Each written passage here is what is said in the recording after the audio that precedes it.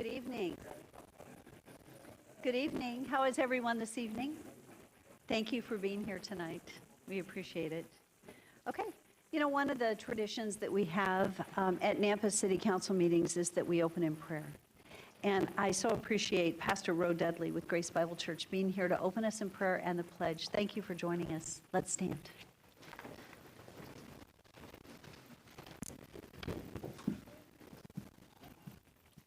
Father, we come to you in the name above every name, the name of our Lord and Savior, Jesus Christ. We want to thank you, God, that you hear us. We want to thank you for everybody here represented, for the City Council, for the people here.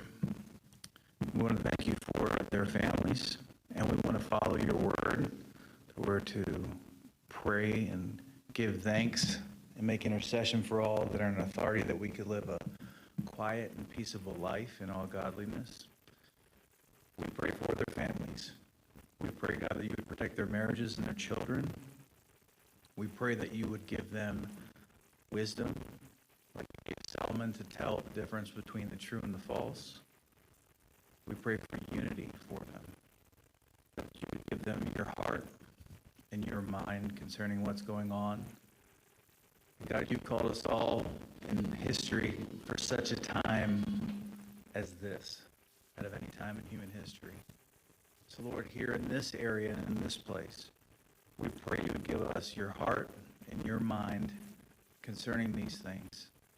Give us, especially the council here, let them know what to do and what not to do. And we thank you that you're going to do this, and you're going to further the liberty, Lord, of the gospel.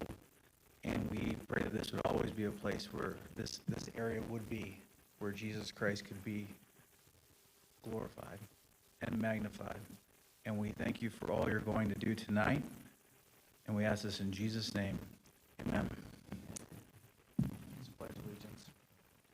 I pledge allegiance to the flag of the United States of America and to the republic for which it stands, one nation, under God, indivisible, with liberty and justice for all.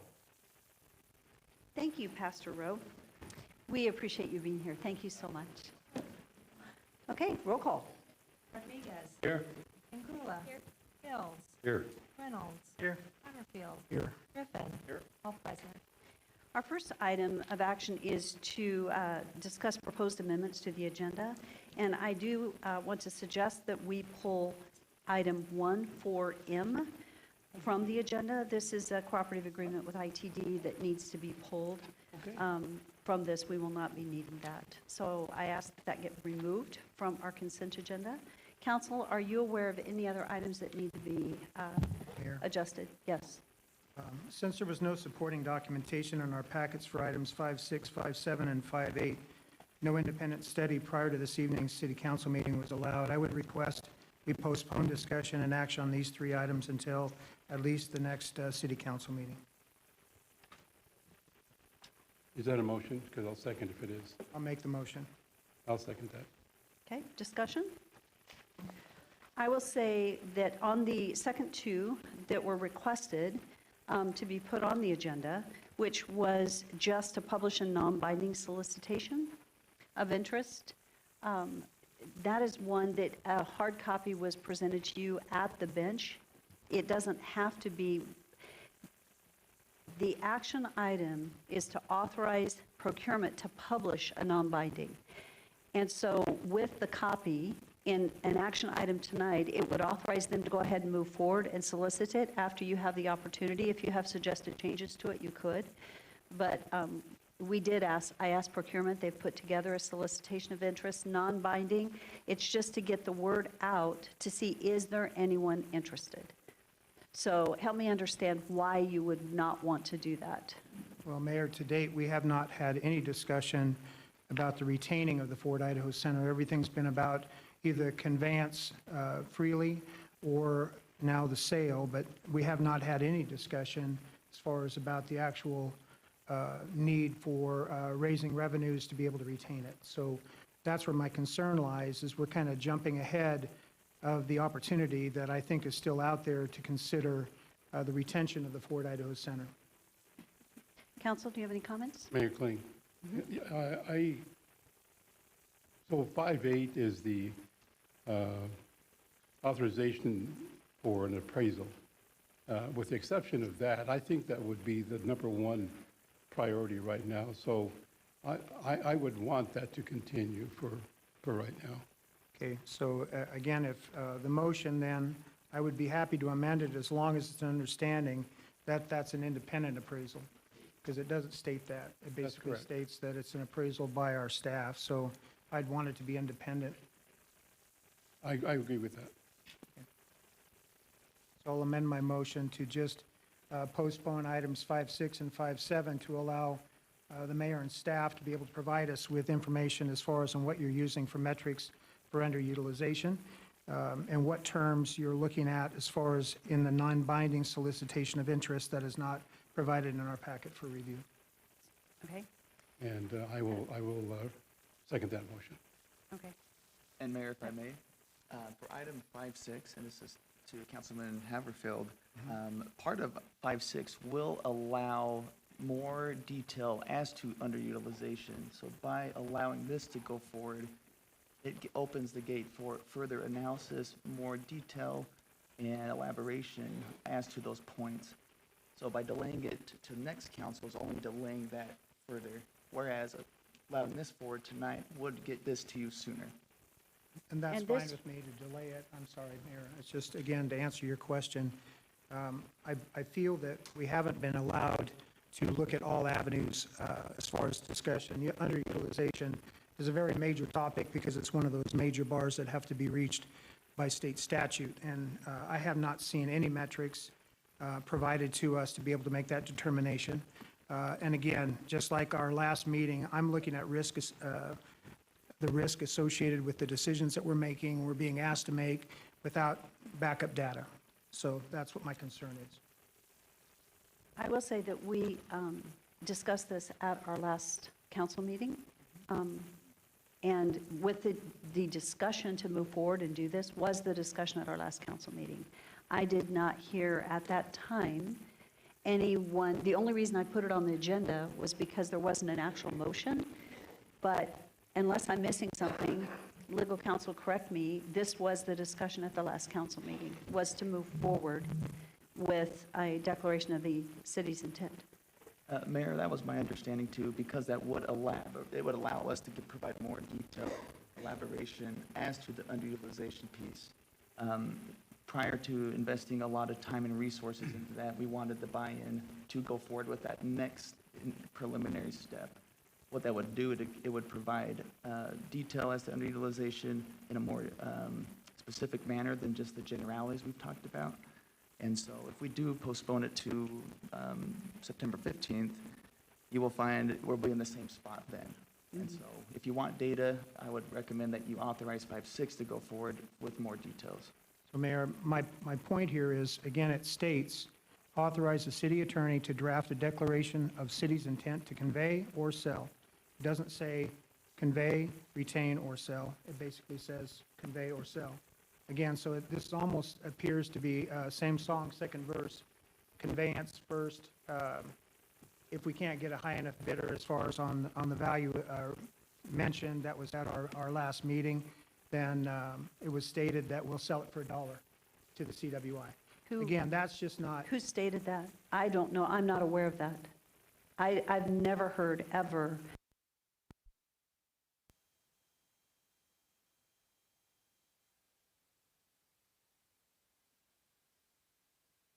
I will say yes, that, we have. that have we would discussed it. sell it for $1. Yeah, if No. the bid didn't come in at 100 million, that's what it was stated to be, then we could turn around and sell it for $1 then. That was stated, and again, if I'm getting my timeframes out of line, it's only because I'm concerned about transparency to the community, the idea that we're not really looking at the potential of retaining it when there is an avenue to do that. I'd like to be able to have that conversation before we have the attorney draft a declaration of the city's intent to either convey or sell it. I think that, again, it could be in another workshop setting, I don't care. Right now, what this says is pretty clear, that it's either convey it or sell it. And if we can't sell it for a high enough value, then it's been stated that we would sell it for a lot less. So, Actually, yes, I think there's a misunderstanding on this. I would venture to say there's definitely a misunderstanding. At the last council meeting, you did not voice this opposition. At the end of the meeting, if we go back and listen to those minutes, okay, you didn't. And so the city always has the opportunity to retain this. We don't have to take action to retain it. We're still in the exploratory phase of trying to identify what the right direction is. right. And so this is nothing more than allowing us to move to a public hearing. The public hearing, actually, you have to declare at a public hearing, and this is the process going to a public hearing. This is step 2. We had a discussion about this. This is step 2.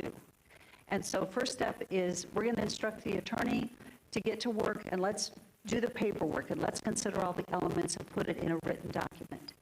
Then, when that vote comes through, yes, we're going to do that.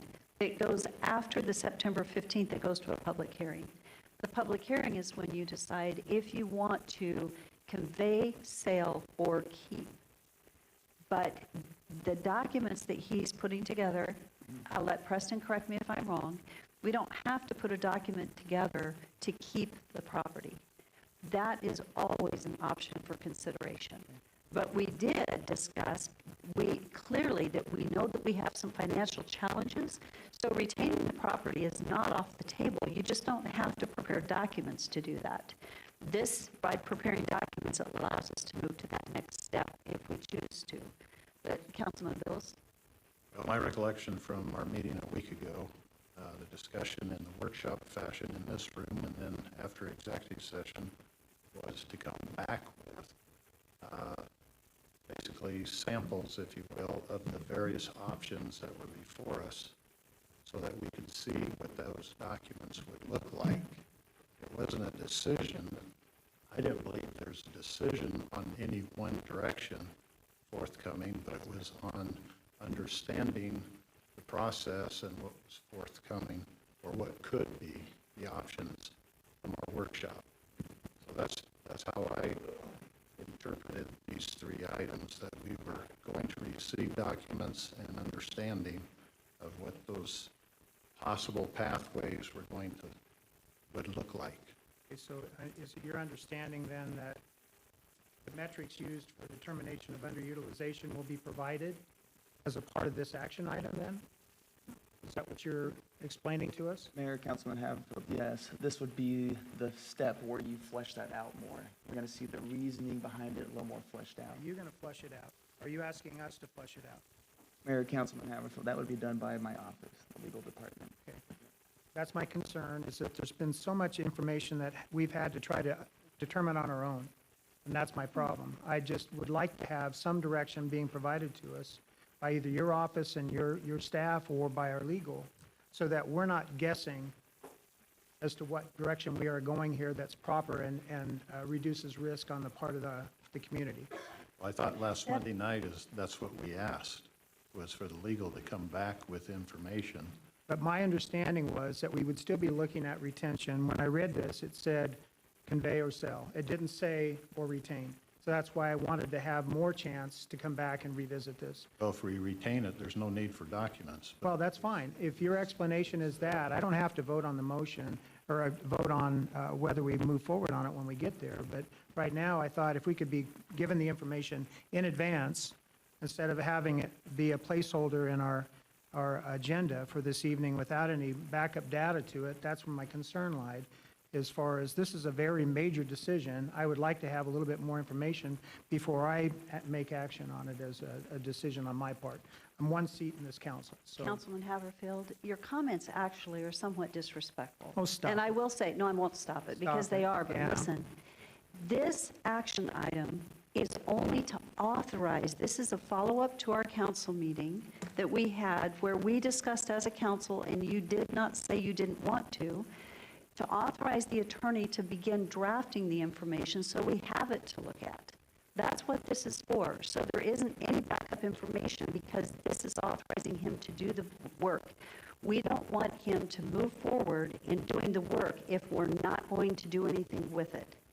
So unless the vote is strictly to authorize him, so there isn't any backup information to review on this item, because this is just a follow-up to the last meeting where we're asking him to draft a declaration. That way, then, at the next meeting, you would have it to review, and you would have it in advance of the meeting, because it would be in the packet for the public. We're Mayor, just that not makes ready no for that. sense at all. And the fact that item 5.7 is authorizing the procurement and publishing of a non-binding solicitation of interest to purchase the Idaho Center. So you're moving forward with either selling it or conveying it. The posture was to pivot back to the conveyance if the sale wasn't high enough dollar amount. That's what the discussion was. I have, from the beginning, you know, that I've been trying to provide or ask for information as far as on the valuation. Now we're looking at obtaining an appraisal finally. That's independent, I hope, so that we're moving forward in the best interest of the community. So don't say I'm being disrespectful. I'm respecting the citizens that I represent. That's my point of view. So if you don't agree with that, I'm sorry. Well, we had a Call for the discussion vote. about it. Just call We- for the vote. I will in a minute. Okay. When I'm ready. Okay, so Councilman Bills, I think you had asked about the non-binding solicitation of interest, which was at trying to, and it was out of Well, the, it was one option a week ago that we discussed, and so we said, what I thought our discussion was, and I thought leaving the building a week ago, was that we were on a parallel of three options, and in order to do so, we were gathering information under each option so we could better understand what those options entailed and what would be the repercussions or benefits, et cetera, out of each option. The three options, one being the retention of the facility. Correct. Okay. That That was would have been given a lot because we more, already own the facility. that would have been fine with me if that would have been stated somehow in these items, because again, it comes across as being and confusing to not only me, but to the public when they review this, and I get the question. Well, Sounds you like you're have voting called on us? that tonight to sell or convey it. my recollection in our discussion a week ago is that it would be on tonight's agenda to authorize to have the city attorney spend time, whether it's himself personally or outside counsel, in coming back with a framework of education to council. If you choose option B, this is what the documents are going to look like, this is your pathway. And I understood that then the other was, if we put it on the market, how would we do a solicitation agreement? And whether we even do a solicitation, because I've heard otherwise that you don't. And so that was an issue to be explored tonight. That's publishing, the motion is to publish it. that is nothing more than putting This out. This isn't a motion, this is an action An item. action item Well, it's to, an action item after discussion of what is the clarity on it, and then we take action. No, we don't want to continue to pursue that option, or yeah, we've got to have more information. okay. May I interrupt? That's how I understood the. May I interrupt? And I want to, excuse me, Yes. I do want to note, a solicitation for interest, just for clarity, is not listing a property. It isn't putting a value on it. It's actually as a result of a comment where it was said that, I know somebody that'll pay $20 million for this, okay? Well, if we're going to say that, then let's publish a solicitation of interest. It is non-binding. It's very clear, it's non-binding. It's nothing more than saying, getting the word out to say, is there somebody interested in this property? Is there anybody interested? It's not a listing, it is non-binding. What it's trying to do is explore. I believe what our citizens have asked is that we explore options. So we're trying to, in a very safe, non-biased fashion, find out what the interest is out there. Is there an interest? A solicitation for interest is exactly that, just is there anybody interested? That helps us make a decision and know better how to move forward. So these items on here are strictly in the interest of saying we want to do the best job we can in getting the word out and giving an opportunity.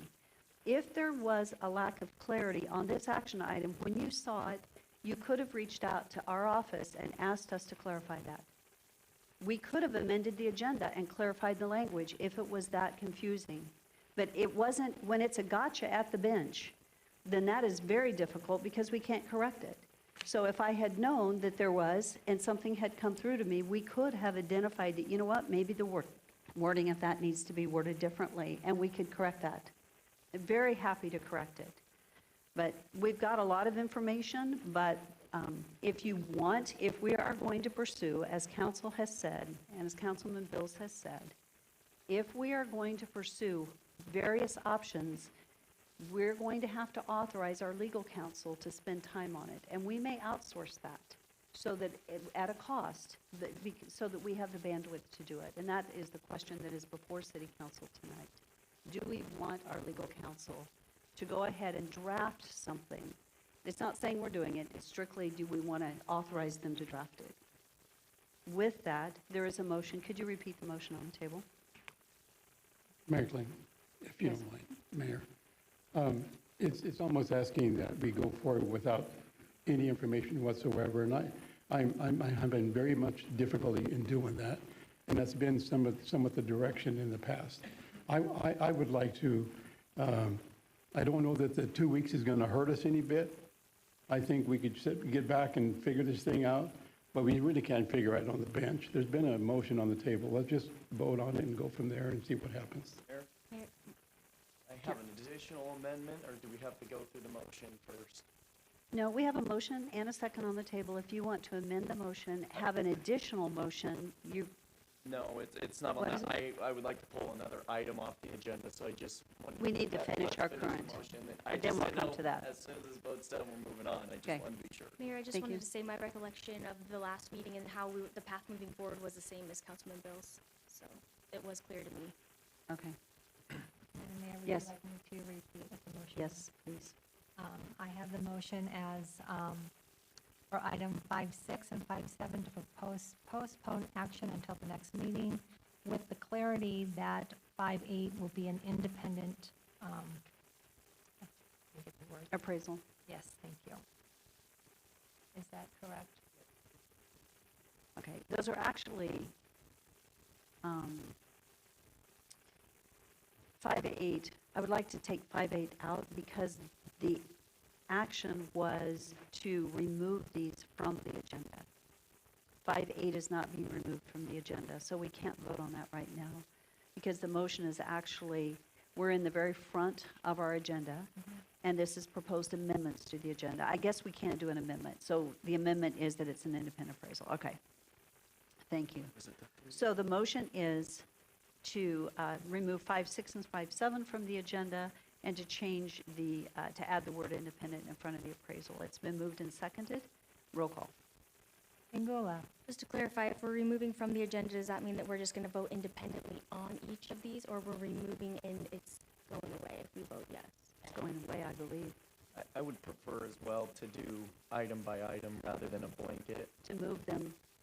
Let's vote on 5.6, 5.7, and then the amended language on 5.8. Okay? Yes. Okay, I'll make a motion on 5.6 to postpone any action on that item to the next city council meeting. Second. Okay, it's been moved and seconded. To postpone that, what about 5.7? We'll just do that in a separate I action. thought you wanted Okay. that separate. Okay. So the motion is to postpone 5.6 to September 15th. Let's just do a roll. And can I say real quickly, I want to clarify something. What information are you going to put in there? Because there isn't any information to put on, so we can postpone it till the 15th. But that means you don't do any work on this for 2 weeks because we're not authorizing you to. And this same action item with no backup will be on here on September 15th. Right. Can I ask a question then? Yes. Yep, and I'll clarify your point and yours too. Okay. So my understanding was we have no metrics so far as what determines underutilization. It's all been speculation, whatever. Are you able to provide in this item the underutilization component, the metrics behind it? That will be legally defensible? That's my point. Let me, Mayor, I'll address your question first, and then yours, Councilman Haverfield. Yes, so if you did not vote for 5.6 to go forward tonight, I'm going to be pending in a holding pattern, waiting for direction to go forward. statute requires that at some point, if you are to convey real property, you need to declare your intent to do so. That intent will spell out in the reasoning for why you want to do so. And like we've discussed here with the public and with you many times, you have vast discretion on what underutilization means. That's what the courts have said. There is no metric, there is no formula per se.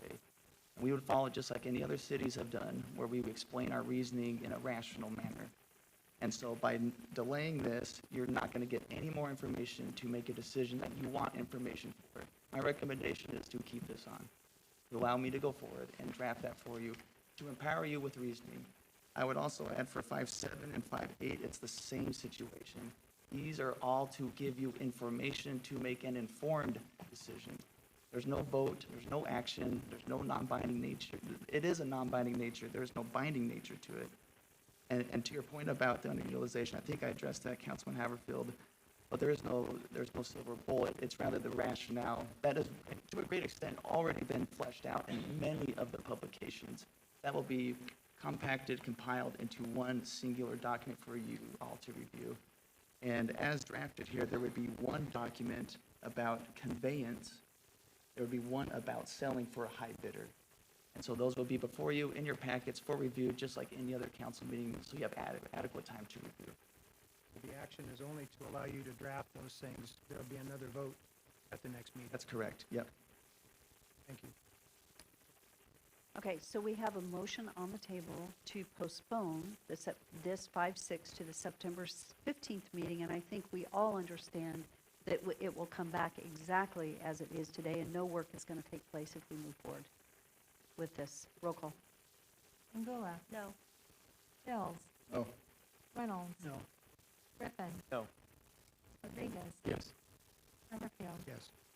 In favor, 4 opposed, motion fails. Here's same motion for item 5.7. And a second for that? Any discussion? Roll call. Angula. No. Bills. No. Reynolds. No. Griffin. No. Rodriguez. Yes. Summerfield. Yes. In favor, 4 opposed, motion fails.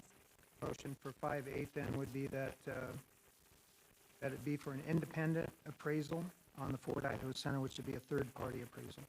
Madam Mayor, I think this is a point of order on 5.8. That's an action item on new business. I think we should discuss that when we get to it Thank you. and go back to their consent agenda. I would agree. Okay, so are there any? I believe that we do. Did you have another proposed amendment to the agenda? Yes, do we have to vote on the motion since it was proposed? I'll pull my motion. Okay. 1.3A, I would like to have pulled off for discussion, please. Okay. So we have, at this time, we have 1.3A pulled off for discussion, and we have 1.4M pulled off just indefinitely. Are there any other proposed amendments to the agenda? If there are none, I would stand for a motion to adopt the agenda as discussed. So moved. Second. All in favor? Aye. Stand for a motion to approve the consent agenda as amended. So moved. Second. All in favor? Aye. Any opposed? Okay, so now we're going to move to item 1.3A. Let's find that one. Okay, so just a clarity, 1.3A is an upcoming public hearing. So I need legal, because my understanding is, I don't know, before you get into a question, You're fine. I don't think we're allowed to have discussions around public hearings prior to the public hearing. Am I correct on that? Mayor, yes, you have here an authorization to proceed to the next forum, to have the record open again for your public hearing and testimony. So any discussion here should be limited to logistics, things of that nature, not the substance itself. Thank you. Okay. Do that. Mayor, the reason I pulled 1.3A off is we've had discussions about growth, continuing growth, how do we pay for growth, growth paying for itself. I have time and time again opposed moving forward with any significant growth. I don't- Because, Mayor, Please. Councilman Griffin, not to cut you off, but it sounds like you're getting at the merit of the Nope, application about not yet. maybe. But your it would thoughts. tie into a vote? No. Will this tie you to a vote? Will No. it indicate a vote? No. because I think I'll let every you and application, legal figure this out. I believe every applicant deserves the right to a hearing, and none of my decisions are made prior to hearing a presentation made by an applicant. The clarification that I have to make here is when you proceed with your comments, do not talk to the substance of why you would prefer it or not prefer it. It needs to be strictly logistical, not your outlook. Thank you. Then I'll just jump to my questions. Doug, have we had any changes in our funding mechanism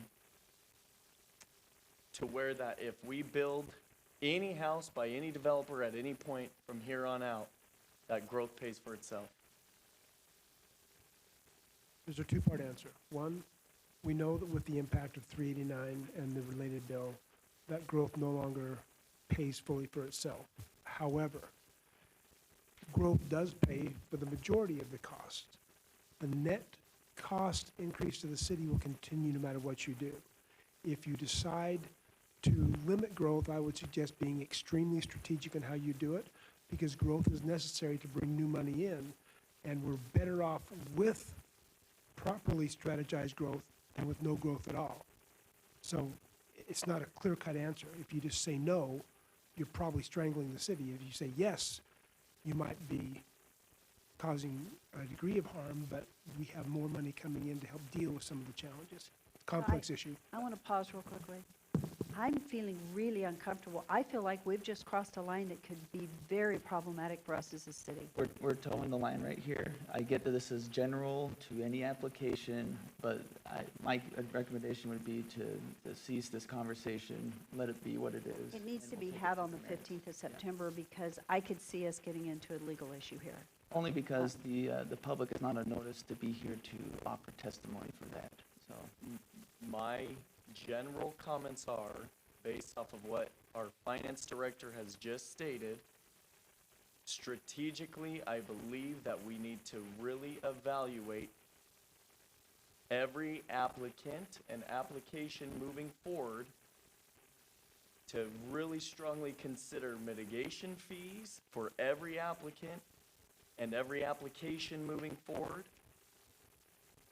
Because if the funding is not proper and in place, we're strong-arming our citizens to pay for growth that was not caused by them or their doing. I'm not urging council to deny any specific application. I'm urging council, because I've been told when we get later on in the application process, this should have been decided before the application was ever submitted. Time and time again, we have applications and public hearings moving forward, and nothing's been discussed or moved forward on. I feel, as a sole council member, that if we are going to keep allowing applications in general to move forward, we're putting the city in a financial situation that we don't want or have to be in. So, the reason I pull this isn't to say I want to deny this specific application. I want to strategically look at how we move forward, funding growth in general and with all applications moving forward from this point on. So, Mayor, Yes. so my suggestion is, or request, is that if we're wanting to discuss some type of fee structure or a moratorium, then that request should be put before the mayor and the clerk and be put on the next agenda. And part of that discussion needs to be how to deal with applications that have been received and dealt with by planning and zoning to date. And so if we're going to take a pause and we're going to put out a bulletin that says no more applications are being received, then this council needs to take that action, and there needs to be notification to the public that that's happening versus hitting on each item as it comes. And that's what I'm understanding you And say. I would completely agree with that sentiment, and I feel that that's what I've been asking for months. Well, my suggestion is you write a specific memo to the mayor and the clerk and copy each council member and say, this is what I'm asking for to be put on the next agenda. I we'll do Well, it. we And actually, then staff and the whole thing can be, it can start getting vetted. But again, at the process, and I'm one who, has commented back, is even this process right here, for an applicant already gone through planning and zoning, have the affirmative from planning and zoning to come to council, is way long into the process. And if we're going to do something, some type of action, we need to be talking about it, and what's its cutoff date, or what's the action? So versus holding up something that's on the consent agenda that's normal going through the process. so I'd like to real quickly say something. We actually had this discussion. Preston, I don't remember if it was an executive session or if it was at the bench, where we talked about mitigation fees. The reason we did not move forward with this discussion on mitigation fees was, and I'll just be candid, a very strong feeling of it not being legal. And we as a council had that discussion. We've already had the discussion, and that's why we haven't moved forward with it. Now, you may not agree with it, but our legal counsel has advised us, and I've since heard from other cities, their legal counsel feels like this is a very touchy area for us to be moving into. We as a city have decided not to. However, we will put this on the next council workshop, which is September the 18th, I believe, 15, 16, 17, 18th. So we have an hour available at that council workshop to have this discussion. Is it going to be open to public comment? No, but Prefer that it be on a public forum so we can have stakeholders from both the builders community as well as other legal representation to be able to state their opinion on mitigation fees to testify. So my suggestion is we should have a discussion about the options available, pathways forward. And I think, And with that, we would then open it up and invite the public and the various groups to then do a discussion about the possible options. But if we don't even know what options we're interested in, it's very difficult to then have an open-ended discussion with the public. the only counter that I have to that, and the reason that I asked for the public forum, is there are individuals who know the options better than I because I'm not a developer. And I know there's individuals that have researched the legal side because I'm not an attorney. And I have taken our legal representation's opinion as well and chewed on that and said, I still feel that we have options that we need to look into, and allowing the forum for those individuals to come and speak and talk about their experiences, their perspectives, and how the city can move forward. In a workshop, we're confined to our 6, 7 brain powers put together, and we're limited on the developer, the attorney, the landowner perspectives on the issue of mitigation fees specifically. I will say, we will put it on a workshop and have this discussion. That's fine. And the appropriate setting, which is not tonight, because it's not agendized. So this is not on the agenda for a discussion. We will create a workshop, and we have, I just want for the public to know, we have advised on this topic, and we've had legal counsel advise counsel on this topic. The fact that we have not moved forward is because of hearing legal counsel on this. I'm not one that typically goes against legal counsel. So with that, we've not moved forward with it. What you're asking is that we maybe ignore legal counsel and get more legal counsel, but we will have a discussion at a workshop to discuss how to move forward, if at all. The only point I'll put to that, I do not feel that I'm ignoring legal counsel. I'm asking for the minds to come together on every avenue of this issue and discuss. Ignoring legal counsel would be asking for a mitigation fee on an application tonight, whatever his all. opinion might be. And that's not what I'm asking. I'm asking for a forum to discuss the issue. Yeah, and Mayor, if I may, there'd be additional conversation, executive session on this topic. Would just be absolutely needed. Thank you. Okay, with that, so we pulled it, We're leaving 3-1 on, right? Madam Mayor, yes. I'd make a motion that we approve 13A. Second. Thank you. It's been moved and seconded. All in favor? Aye. Any opposed? What was the motion again? Just to continue to authorize the public hearing. Okay. Thank you. Okay. That is the conclusion of 2 on our agenda. There are no agency or commission reports. Let's move on to staff communications. Rodney, we've got Rodney and Tom. Who's ready to go? Tom, are you ready? Okay.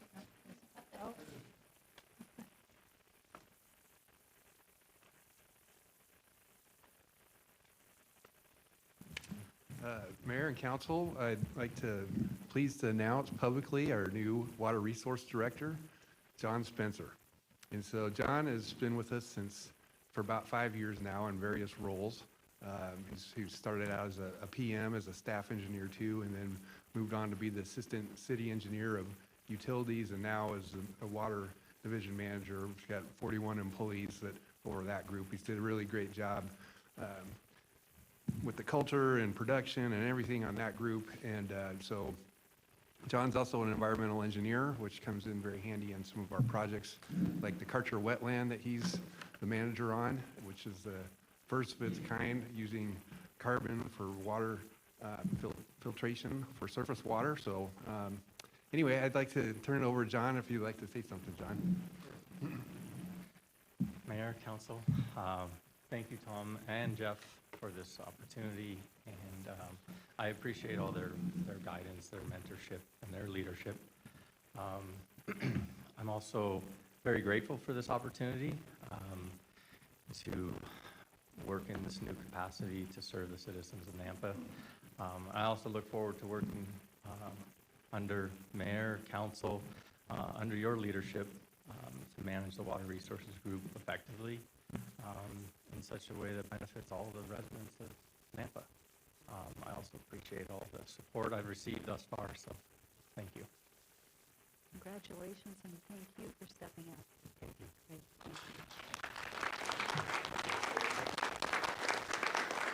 Thank you, Tom. Thank you. Rodney? Thank you, Mayor and Council. I'll just provide a quick update on what's Planning and Zoning decided on the 26th of August. The first one is a final one-year extension for subdivision final plat for Salazar Point. This is at 11496 Lake Lowell Avenue. This one was for 19 single-family detached dwelling units and 4 common lots, and that was approved for their final one-year extension for the final plat. And then the next one was public hearing, conditional use permit for a data center. This is at the Park 84 development industrial park at 8300 Birch Lane.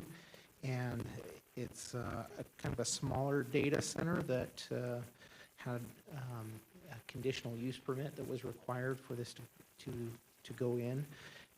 They will take up one of those buildings in the Park 84 industrial complex, and that was approved. The next one was a conditional use permit to allow outdoor display of products. As you may recall, you approved a code change to require a conditional use permit for any outdoor storage sale of equipment or products in front of a building. And so this is another one of those. We've seen it at Home Depot and Lowe's, and I think a couple others, D&B, yeah. And this is another one for Tractor Supply at 216 Caldwell Boulevard. And that one was approved as well with their concept plan that they had submitted. And then finally, the last one is a zoning map amendment and development agreement modification for the Greenhurst Crossing development. This one is at 2321 Sunny Ridge Road and 617 East Greenhurst Road. If you recall, it's on the corner there, Greenhurst and Sunny Ridge. And this was approved, it's been a couple years ago. Greenhurst Crossing, it was a cottage cluster development with a daycare out in front. and that was Zone BN. So they are requesting a change to their development agreement to allow drive-throughs and to allow additional commercial uses through the rezone to BC. The BN wouldn't allow some of the uses that they would like to see, one of those being a drive-through. And so that will come before you. That was recommended for approval by the Planning and Zoning Commission, and that will come before you on the 20th of October of this year. And that's all I have for a report on P&Z. A quick update just on our comprehensive plan outreach. I don't have specific details. I will have some more details for you because we're just gathering a whole bunch of data. We're still gathering surveys. We have been to, you probably have seen our staff at all kinds of events, the Thursday, Third Thursday, the Saturday market. We go to almost every big event that the city is putting on, trying to reach out to people, and we're gathering their feedback as well as their addresses to get a sense of what the community as a whole is saying about the future vision of our city. I will continue to update you. I don't have a lot of data right now. We'll start analyzing that, and I should have some more data for you in the near future. Rodney, I just want to say for you and your team, when I look at the calendar, you guys are everywhere. We are. All week, weekends, evenings, you're going everywhere, and I'm really impressed with the outreach that you're doing. Thank you so much for that. You're 'Cause welcome. that's a I'll pass that commitment. on to my staff. They're doing Yeah. a great job. They are. Thank you so much. Thank you. Thank you. So that ends section 4 on our agenda. We're getting really close to our public hearing time frame. I have a quick question for really Public Works. If we were to postpone the decisions, do you have anyone here that needs to be here for our business items coming up? Because by the time we do the public forum side, I don't know how many we have signed up. How many? Okay. You're good if we wait? Thank you. Okay, so we'll get to your new business items after we move into the public hearing section. So we're going to move on. We do have a proclamation this evening. It's National Recovery Month. And no. Yeah, just keep going. National Recovery Month. Jacob, I see you here. Thank you. What a fun meeting for you to be here. Welcome to City Council. Yeah. So I'll read this proclamation, then I'll have you guys come forward. And then Margie's also here. There you are. So we'll have you both come forward in just a minute. Tell us a little bit about what you do, but thank you so much. So this is whereas National Recovery Month is a national observance held every September to promote and support evidence-based treatment and recovery practices, to celebrate the strength of individuals in recovery and honor the dedication of service providers and community partners who make recovery possible. And whereas behavioral health is essential to overall health, prevention works, treatment is effective, and people do recover. And whereas the City of Nampa recognizes that mental health and substance use challenges affect individuals, families, workplaces, and neighborhoods, and that recovery strengthens our entire community. And whereas the Southwest Idaho Recovery Community Center serves as a vital local resource by offering peer support, recovery programming, and advocacy to individuals and families striving toward lasting recovery. And whereas it is both fitting and proper to recognize September as a time for raising public awareness, strengthening partnerships, and celebrating recovery in all its forms, and to encourage all citizens to engage in supportive events, programs, and activities that foster healing and well-being. Whereas the SIRCC, as it is on here, in collaboration with local leaders, service providers, and residents, works tirelessly to create a recovery-friendly community where hope is restored, stigma is reduced, and lives are rebuilt. Now, therefore, I, Debbie Clee, Mayor of the City of Nampa, do hereby proclaim September 2025 in the City of Nampa as National Recovery Month. I call upon all residents to join with our community partners in supporting individuals and families on their recovery journey and to help make Nampa a place where everyone has the opportunity to thrive in health and wellness. I'd like you both to come forward if you would. And so Okay, we'll take turns. So she'll go first, and then Jacob, you'll be next. Jacob and Dr. Norman Yeager and Marty Hooper, who's the executive director of the SIRCC, to shorten that up for you. Just for a second, and then I'm going to read something, and then they're just going to say something real quick. Okay. And Margie Potter, 1811 North Cobble Way, and Mayor and council members, thank you for reading that proclamation and recognizing September as National Recovery Month. You all know me, Margie, and I'm honored to stand here in behalf of the SAR, the Southwest Idaho Recovery Community Center, and also as someone who's celebrating 24 years of sobriety myself in recovery. And substance use, we cheer each other on all the time. Substance use disorder is a family disease. It impacts not just the individual, but loved ones, neighbors, and entire communities. And the truth is, it affects people from all walks of life, as you can see. Shar was worried when we first came in. She said, "Did you bring all these people here?" Because she thought it was a problem. And I said, "Yep, nope, they're just coming to celebrate." And recovery, too, is a family and community effort. So it takes awareness, compassion, and strong support systems for people to find healing and to thrive. That's why partnerships matter so much. Organizations like Hope Guides, our fire and police department, they're here as well. We've talked earlier, the Idaho Department of Corrections, and they all play a role in bringing hope to people and families affected by addiction. Together, they remind us that recovery is possible, that cycles can be broken, and that brighter futures can be built. On behalf of the SIRCC, and personally, as someone in long-term recovery, I want to thank you for the proclamation and for helping make recovery visible in our community. By working together, we can give other people hope. So, and I want to thank you. Yeah, come on up, please. Well, all of you, if you just say something fast, because city council meeting, so they already know it's my jam. So. Thank you, Margie. Mayor, city council members, Nampa has become such a beautiful shining star.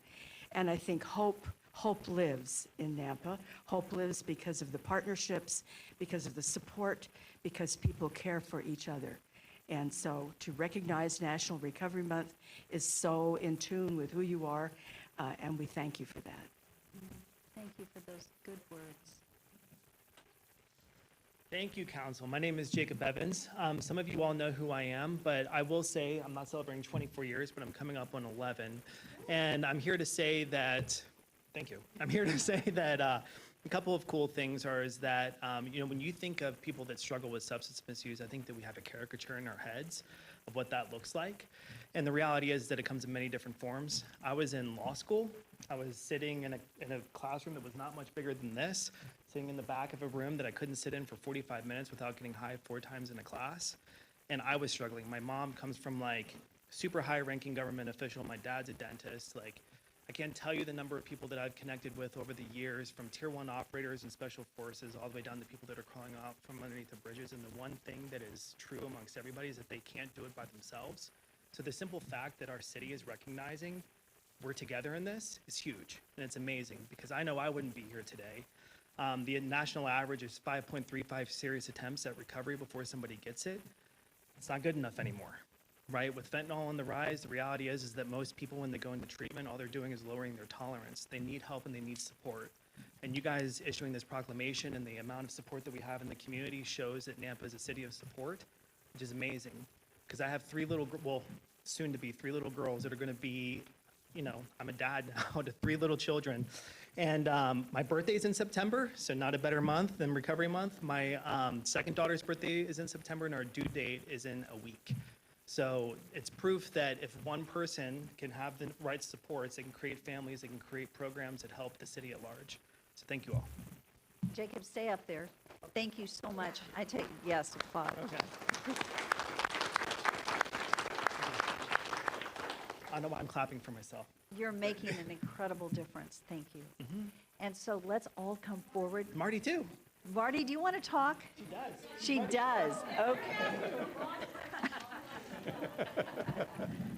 Hi, I'm Marty Hooper, and I'm a grateful alcoholic. That's how I start everything, right? I'm 43 years sober.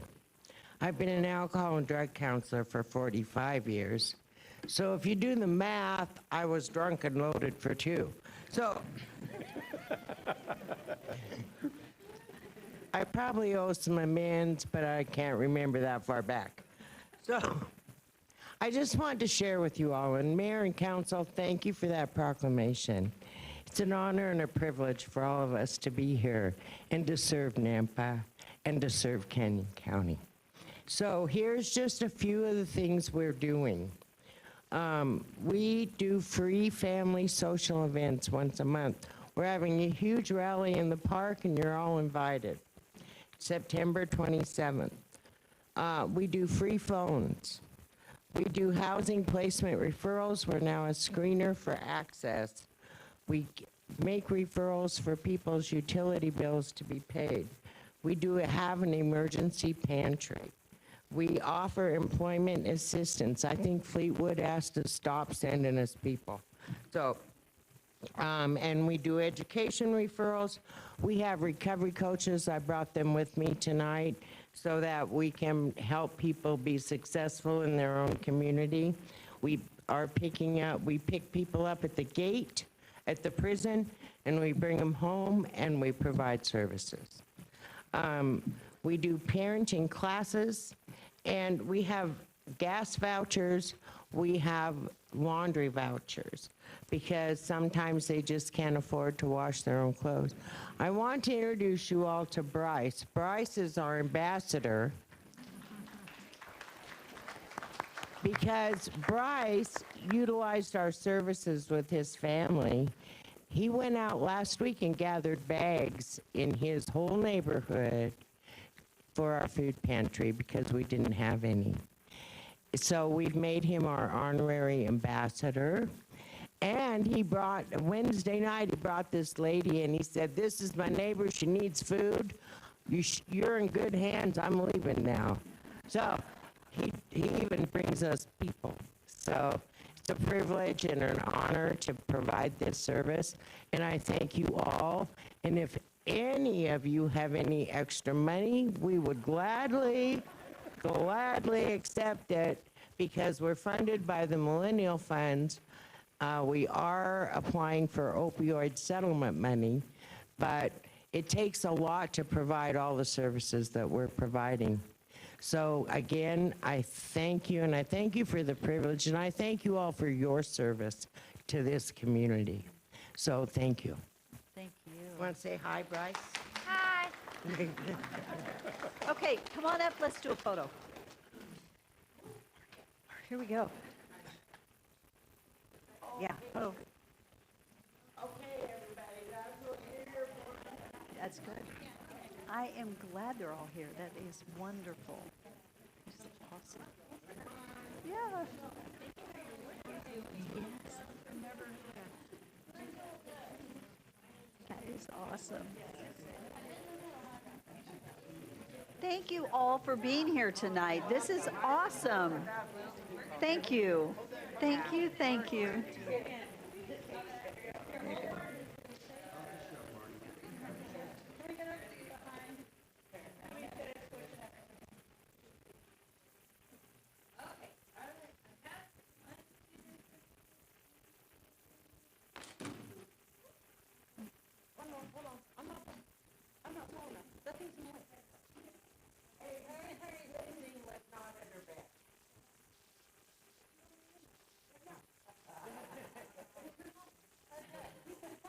Did you get it?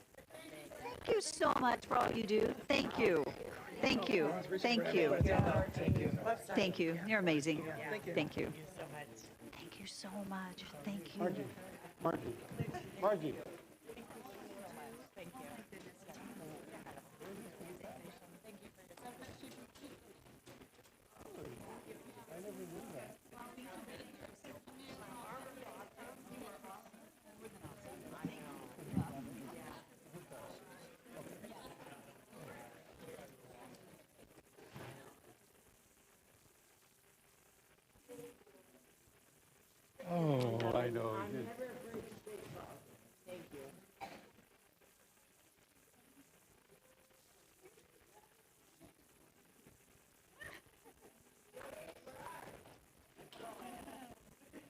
cutie. I don't know if it's cute. Crystal, I'm going to put you on the spot and ask you a question. Is 5.5 the only item you need to stay for? Mayor, 5.4 I'm here for as well. Okay. Oh, man. I don't know how long these are going to take, but I hate to have people sitting here for hours when they're pretty quick. Council, would you like to? Okay. Mayor Kling? Yes. I asked Mike from Timber Creek to come for item 5.1. He's here specifically for that item. Okay. Well, good to see you. So, you know what, let's see how long it takes us to go through new business. That way the people that are here would have the opportunity to leave, and then we'll step in. So we'll be a little late on our public hearings. So we'll start with 5.1. 5.1 is an action item. It's to authorize the mayor and the senior director of public works to proceed with the advertisement of requests for proposals for a lease-to-own agreement of a new pyrolysis? How do I say that? Thank you. Bioreactor for the resource recovery demonstration project at the water renewal facility. And Tom Points is here to share with us. Tom, do you want to come forward and share briefly? I think it might be good just a real quick overview of the. So for the record, Tom Points, Senior Public Works Director. So we have a little shift in our demonstration project. We still want to continue with that. And it mainly is a delay on obtaining an air permit. We're not able to operate a machine until we get an air permit from the DEQ.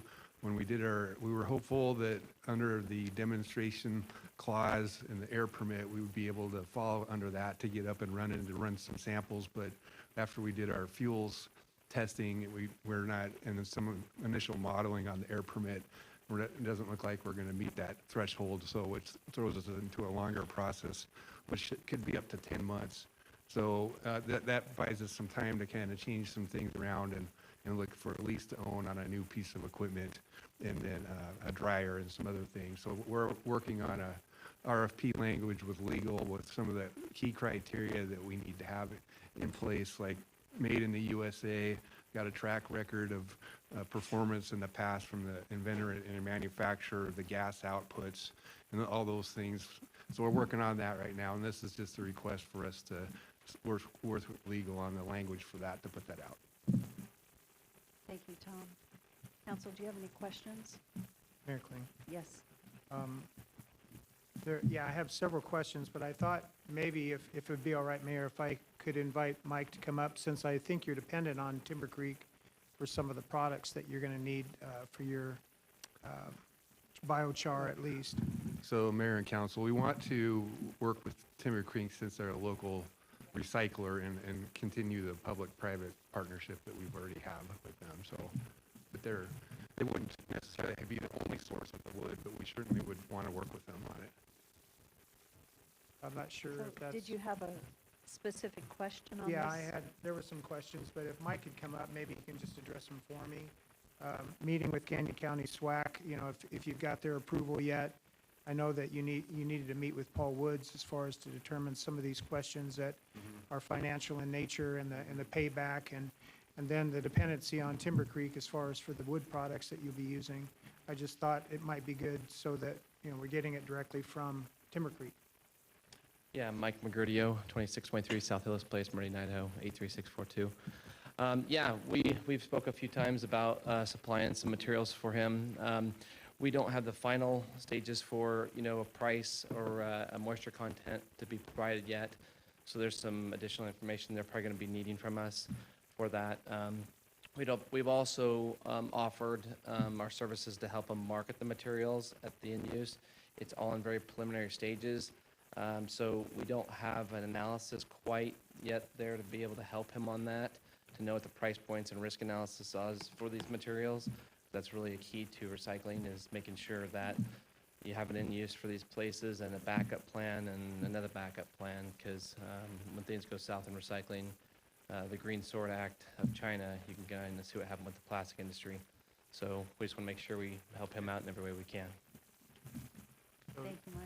So do you Mayor, have so do we need to have any pause as far as on this to allow this to take place, the numbers that you need to provide?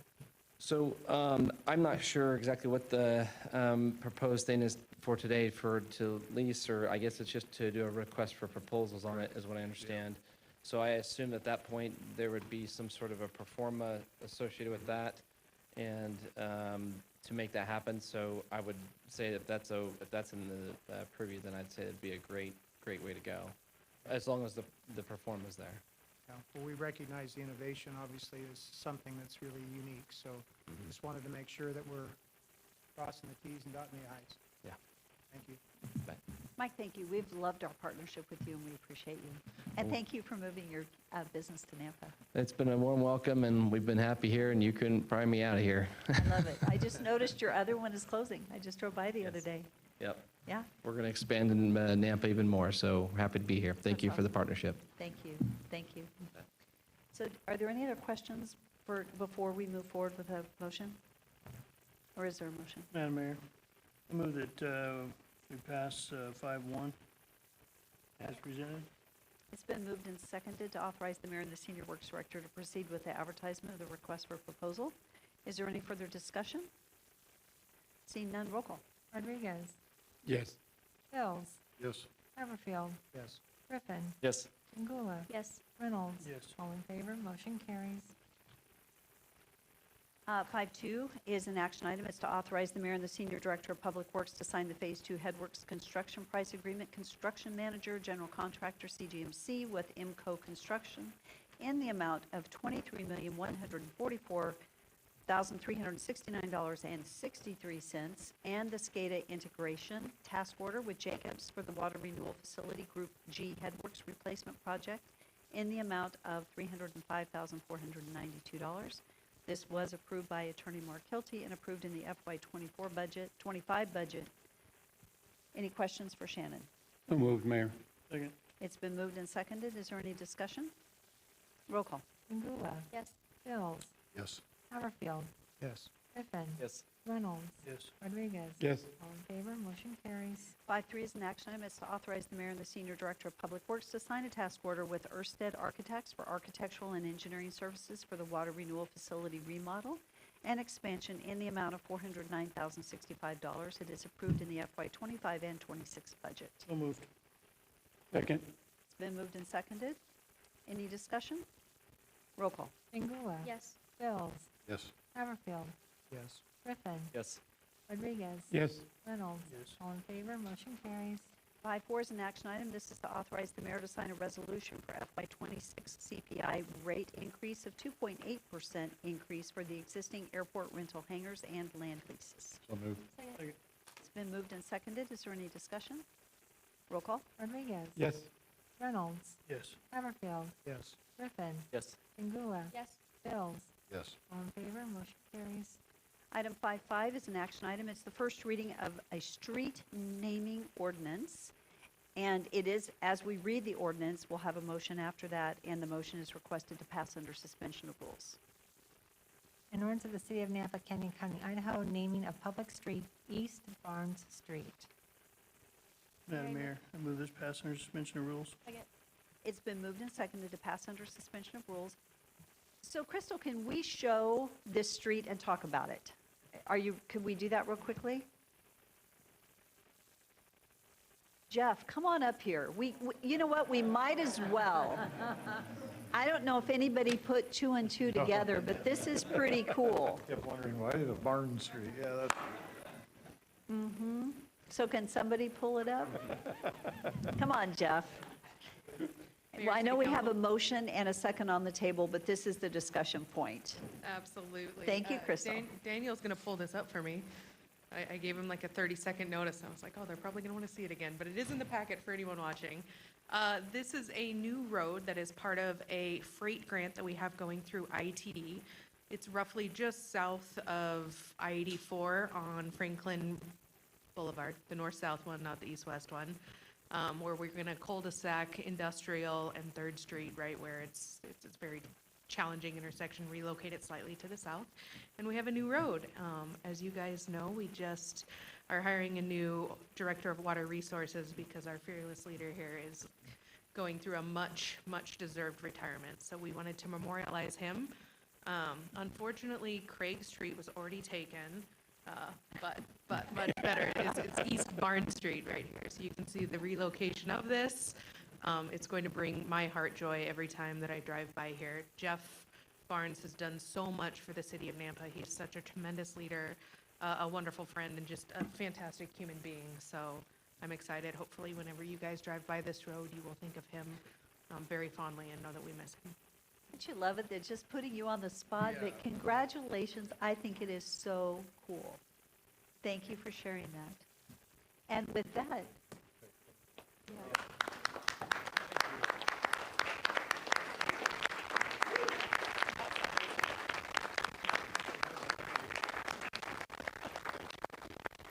Jeff is like, can I go now? Okay, let's do a roll call. Rodriguez. Yes.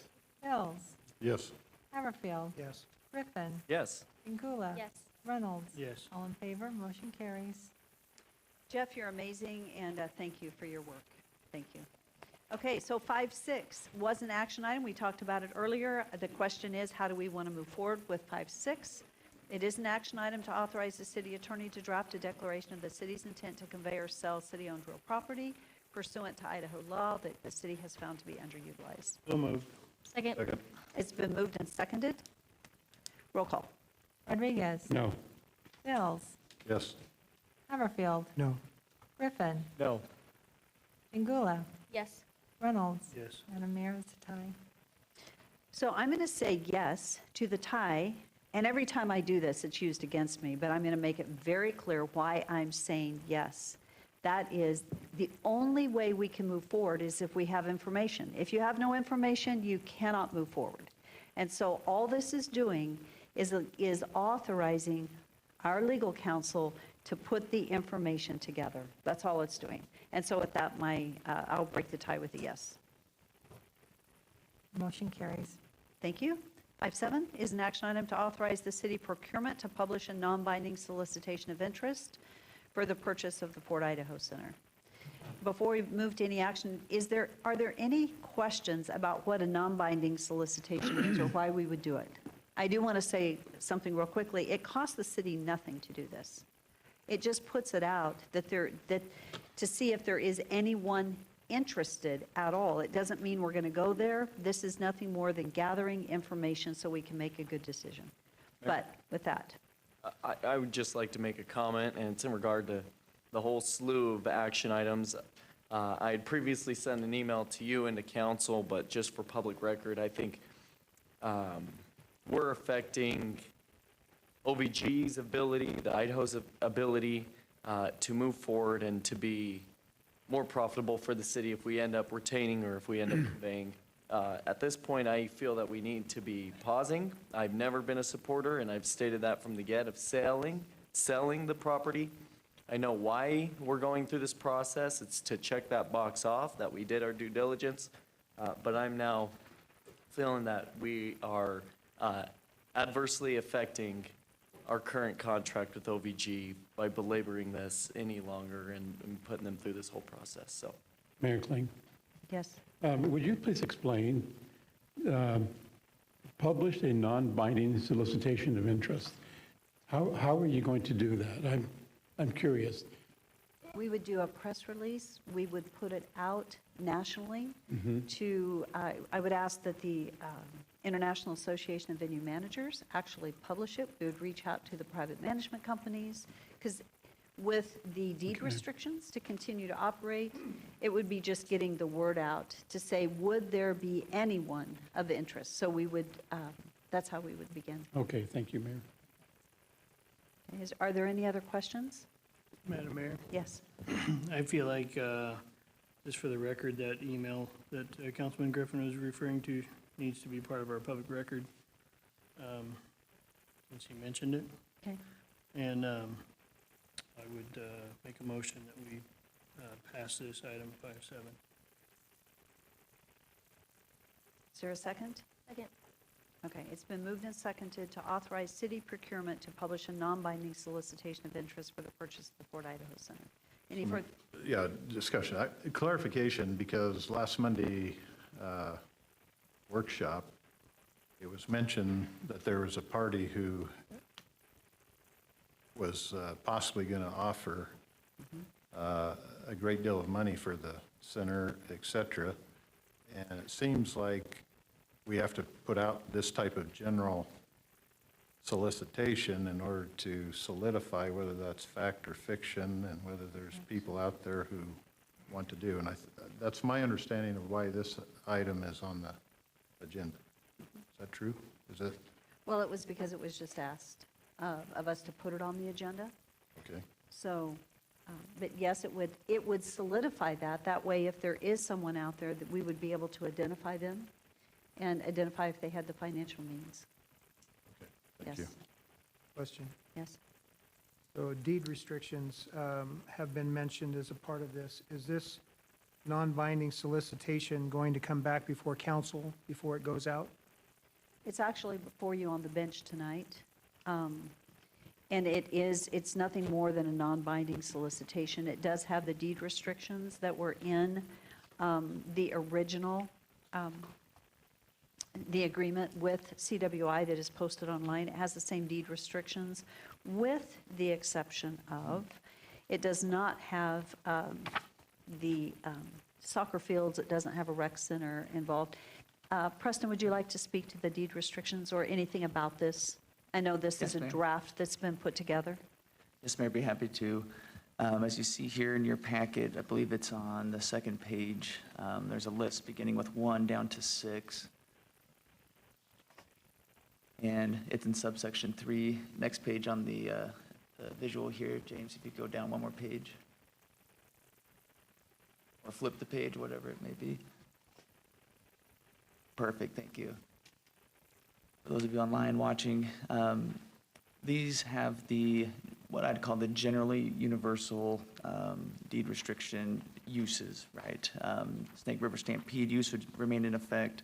Forest Park facilities, God and Country, traditional events such as high school graduations, gun shows, state sport tournaments. Importantly, there's a reversion of ownership.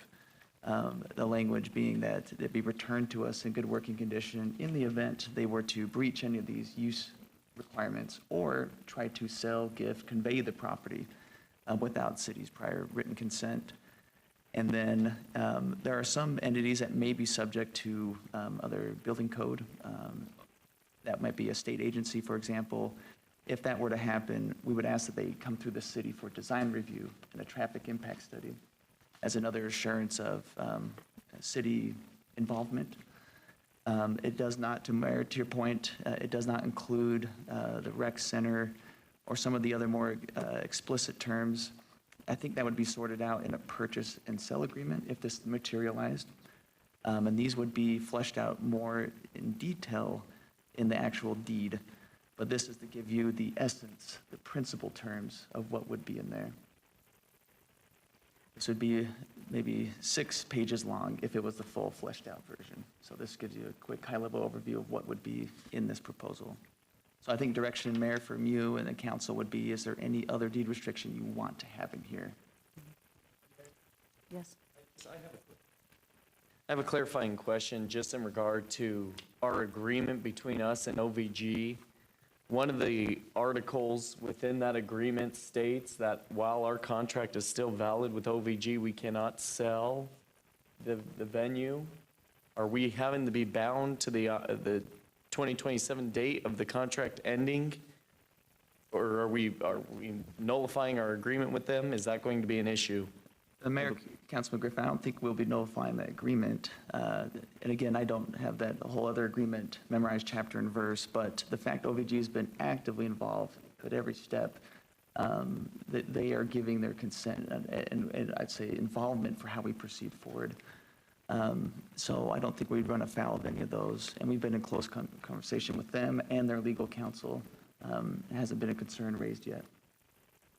And the only reason I bring that up is it is a term within the OVG City of Nampa. It was Spectra at that point agreement, now OVG, that we cannot sell the property while the contract's still. So I just think, has there been any written or transmitted approval from OVG that that term is no longer valid? Mayor, Councilman Griffin, if you're looking for maybe a formal a statement. I'm not aware of one, but certainly there's been, the inference is strongly there that they are on board with this and being involved with this at every stage. If they fear there'd be some sort of breach, we would have known months ago. Thank you. Okay, so I think we have a motion and a second on the table. Mayor, Yes? I just have a question. I'm just concerned that we're going, maybe I would have put 5.8 before 5.5, 5.6, because it's the appraisal part. So it doesn't say in this document that it's based, dependent on the appraisal. So clarify, are these both going to be hand in hand? No. They are not, they're really, I have to say, a solicitation for interest is not an RFP. It is not at that level. All it is, it's just putting the word out on the street to say, is there anybody interested? Okay, And it that's really what is, that's all it is. It is not binding, it is not a listing for sale. It would just guide us, if we think there may be some interest out there, then we would move forward with that. I see. But it really is not, it's just asking, is there anybody interested? Okay. Because we've heard people say that, hey, we've got somebody there, and it's like, if they're there, let's give them an opportunity to come forward and say, I'm interested. Okay, thank you, Mayor. That's all it is Thank you. transparency. If there's no further discussion, roll call. Rodriguez. I'm going to go with you on this, yes. Bills. Yes. Haverfield.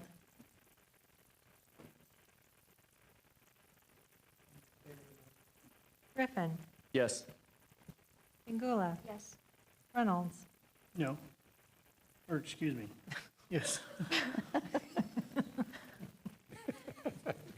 5 in favor, 1 opposed, I motion really thought there was hope for you. It's been a long night, and we're still not even kind of halfway started, so. Okay, then the last discussion item is 5.8. It is an action item. It's to authorize city staff to obtain an appraisal on the Fort Idaho Center. I will say, getting an appraisal is not going to be easy because of the uniqueness of this property, and it potentially could be expensive and time-consuming. So because of the style of appraisal that we will need and because of the uniqueness of the property. So, Mayor, yes. are we able to put this up on the screen? Do you? No. Yeah. Thank you. I guess so. What are you looking at? So this is, I reached out to a local Oh, okay. appraiser just to ask some questions. I feel bad because he didn't probably intend to be public, but I wanted to ask him what it would take to do an appraisal on the property. Go ahead. So, reading this letter from Mr. Langston, it's just confirmed what I've been saying and thinking about an appraisal on a property. Like Councilman Bills stated a few meetings ago, that property is worth what you can get from a willing buyer and a willing seller. It's almost impossible to appraise with the deed restrictions and what the actual venue is. So to me, it's a waste of city resources and money to get an appraisal to tell us what. I don't understand why we would need to have a number. If we can have somebody in the solicitation that we're doing, not solicitation, intent, let's see, the non-binding solicitation, yeah. If we can get somebody that steps up and says, hey, we have some interest in that, that would give me hope to say that there maybe is somebody there that was willing to pay something for this property. But we had a professional individual give us a number on the property of what it's worth currently with the situation it's in and the deed restrictions on the property. And I'm inclined to go with that. We know what the property tax assessment is on it. We know what the ICRAM valuation has on it. We have done our due diligence, I feel like, on working through the process to figure out what this property is worth. And I still have the same feeling that I don't want to sell this property. It needs to stay here for Nampa, for future generations. And even if we had somebody come in and say it's worth $150 million, it just, to me, is not what we want for the city of Nampa. And I cannot imagine for the life of me somebody would do that with these deed restrictions. It does not pencil for a developer unless they come in, scrub the property, and build on it new. And to do that, they would take the land value less the demolition cost, and that's what it's worth. And that would leave us with having to rebuild a facility for the Snake River Stampede Rodeo. And that doesn't pencil either. We would end up digging into our pockets to cover the expense of that new venue. So back to the appraisal. I don't see a point of having the appraisal, and I certainly don't want to waste any taxpayer dollars getting an appraisal. Mr. Langston makes it sound like it's very well-written email, like it's almost impossible to get an appraisal on it with what that property is. And I don't know where he would get any comps on this kind of a venue to begin with. So that's my comments, my thoughts. I will not be in favor of voting for an appraisal on the property. Thank you. Mayor Clinton, I'm just going to make a motion, you can vote no on it if you want, is to obtain an appraisal on the Fort Idaho Center. To obtain one? Yes. Second? It's been moved and seconded to obtain an independent appraisal. Yes, ma'am. Correct? Yes. On the Fort Idaho Center. Is there further discussion? Mayor, discussion, what budget amount are we allocating if we're going to obtain, or are we just soliciting at this stage? The motion doesn't clarify what we're doing, so. Well, okay. David, I don't know how much it's going to cost. Do you want me to say it over a certain amount? I have no idea. Let's get the numbers to the appraisal first, how much it's going to cost, and then we go from there. For right now, I'm just approving that the actual appraisal be approved. The numbers, we can discuss later. Well, if we're going to solicit something, we ought to put a budget to it, or have an idea of what we're trying to obtain in terms of. Okay, so let's do this then. How about we get 4 or 5 people, appraisers that want to give us a bid on it, and we pick for that. I guess you want to do it that way. That's fine with me. Well, that'd be similar to how some of the design folks are solicited and obtained. So that would be a pattern to look at, and then we'll wait and see if somebody submits something with dollars and have then the opportunity. Okay, that's fine with me too, so it doesn't matter. I just want the clarification so that staff knows what they're soliciting. Mayor? Yes. Does anyone have an estimate or an approximate on what this appraisal would cost? Yeah, we need Ballpark. We don't know. I was hoping to get that, however, because this is extremely reputable, one of the best commercial appraisers in the Treasure Valley.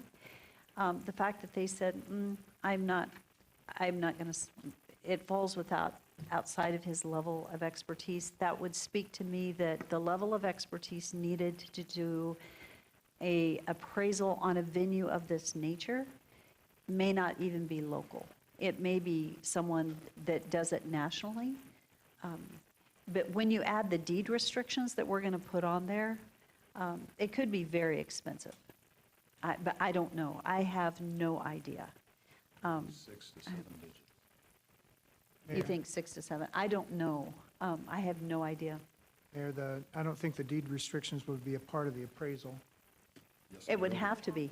It would Has to have to be. As far as adding in those numbers, as far as a deduct from what the value of the facility would be, or an add to what the facility might be able to generate.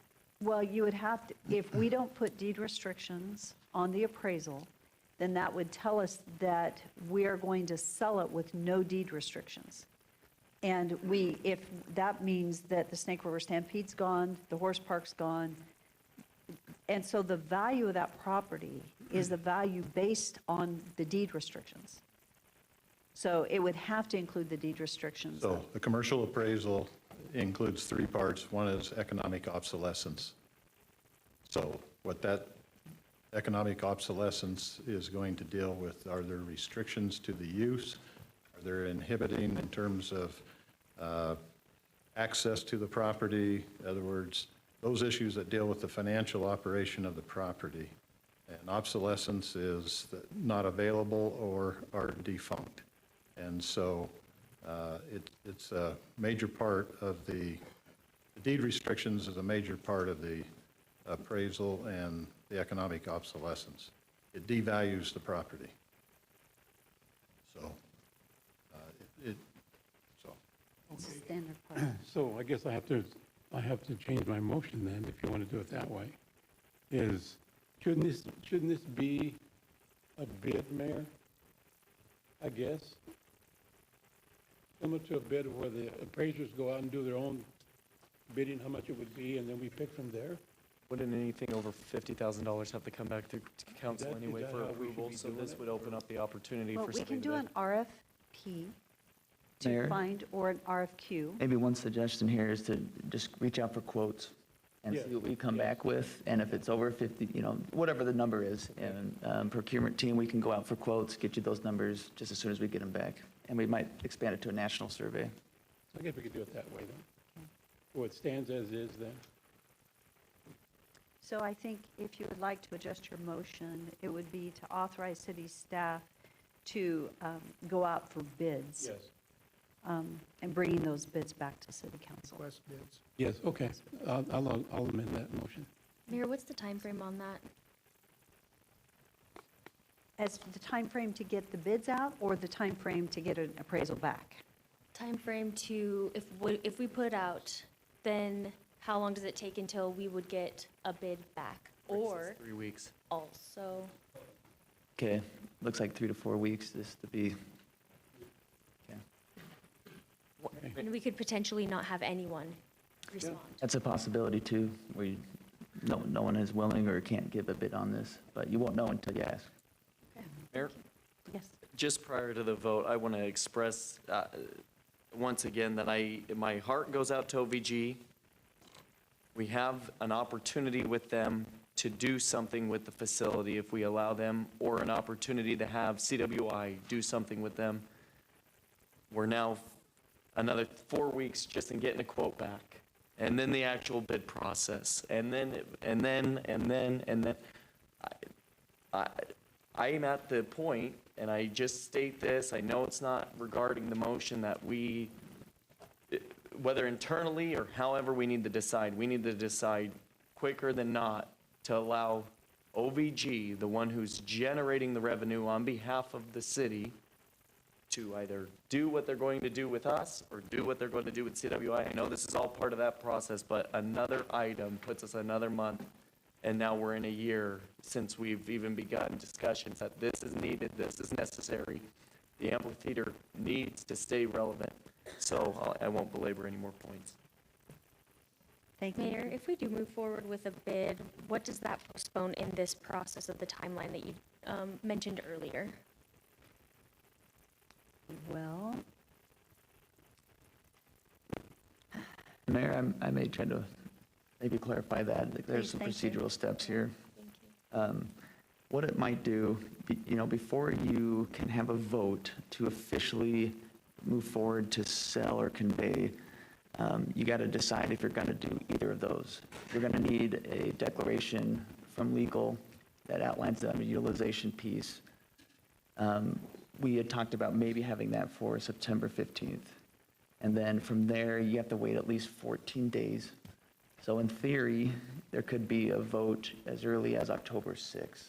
Obviously, there's a lot of moving parts right here. If you wanted to have an appraisal to inform your decision, do you want to sell or not? It's not required by statute. It does mention you can obtain an appraisal. If you wanted that to inform a dollar figure, you would want to have that appraisal number, if there is any out there, before you did that. And that's if you wanted to have that as an informing number. You could set a number right now, based off your own research, your understanding. There's no specific guidance on that in the statute. But if you wanted it, it would potentially delay out a sell vote. A conveyance vote that we've discussed about for a few months now with CWI, the appraisal may have no bearing on that because of the consideration that's being exchanged. There's no money being brought. It's more of offloading expenses and agreeing to do certain uses. Thank you. I think an interesting question is if no one really desires to sell that property, is it important to have an appraisal? I think we're feeling pushed into an appraisal, but if the interest is not to sell the property, which I hear from a number of people, and I've heard it from a lot of citizens, then it may be less relevant, but this is a decision of council. Mayor, Yes. just one last comment. I feel that we're putting the cart way in front of the horse here. Let's go and see what we can conjure up by allowing individuals to say they're interested in the property. If somebody comes up and says, we're interested, we haven't decided on our number, that's a point where we then can decide what's a valid bid, what's a valid offer. To decide this now, we don't even know if there's interested parties yet. So I think that this should be delayed or postponed. I don't want to vote no, because if we have to end up going out to bid, having that option available to us. We can certainly get the bids that are non-binding, so at least we know what it is and how long it would take, and still move forward in a parallel path to the non-binding solicitation if we needed to do that, and not authorize us to actually to go out, because I'm seeing a shaking of a head from Rick, and I think you would agree that if we get some bids, we need to communicate that we're not bound to go ahead and move forward. Mm-hmm. And that is, Mayor, that is in the draft language for that non-binding solicitation. We do have in there an October 1st deadline by 4 o'clock. But this is on the appraisal. On the appraisal piece. If we went out for bids for someone to do an appraisal for us and they gave us a bid, do we have to move forward with it, or could we say we're not going to? No, this is a professional service agreement. It's exempt from the standard bid process that we would follow in other instances. So this would be a non-binding, informal quote solicitation. That's how we would capture it. Okay. Is there any other discussion on this item? Any other questions? Okay, I think, would you restate the motion, Shar, just to make sure we all remember? The motion is to a request for bids for an independent appraisal on the Ford Idaho Center. That's correct. Roll call. Pingula, Yes. Hills, No. Reynolds. No. Griffin, Yes. Butterfield, Rodriguez. Yes. 4 in favor, 2 opposed, motion carries. So we will be back in contact with council regarding the bids and who responds and how we go through that. We are now ready for public forum. And so I think we have some people possibly that have been waiting, and I'm sorry, typically, I should have done the public forum typically before new business. I just followed the agenda, so here we go. Madam Mayor, our first speaker is Alan Clemens, who did provide a handout. It's in the blue folder that is in front of everyone. Good evening. Thank you for giving us your name and address, and you'll have 3 minutes. Hello, Mayor. My name is Alan, Mayor and City Council members. My name is Alan Clemens, and I live at 5414 Cherry Lane, Nampa, Idaho, right next to the beautiful Baptist church next door. I came here 10 years ago to speak because I was very upset and sick to my stomach because there were, I'm going to characterize the drawings as arrogant drawings depicting unfair use of the public right-of-way in front of my property. This is a picture of when I bought the property at Cherry Lane, and this was sold to me by Don Wixom and the city council, because this was on the agenda. If there's any way that that people behind us could sort of look at this drawing or not, anyway, Let's you all pause. have it. Pause this time. Could This you- is what the. Let's put it on the screen. Okay. Let's give you one. Could you give him one, please? Thank you. If you, we'll pause for a second, and we'll put it Okay. up on the screen for you.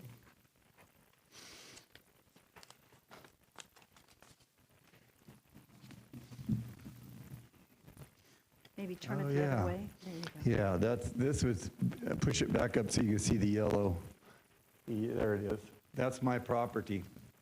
And what was sold to me, there's 3 stipulations that the city made to me and Don Wixom when I bought this property, that I had, this is what's going to happen.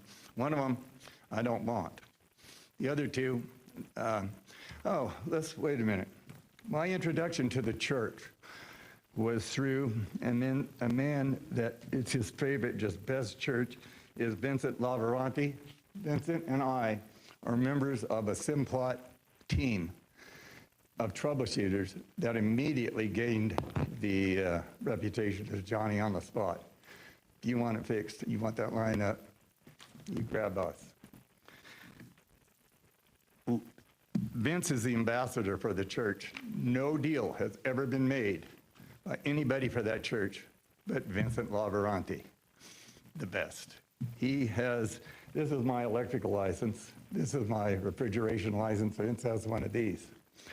And that church is so lucky because Vince and I take care of this place. And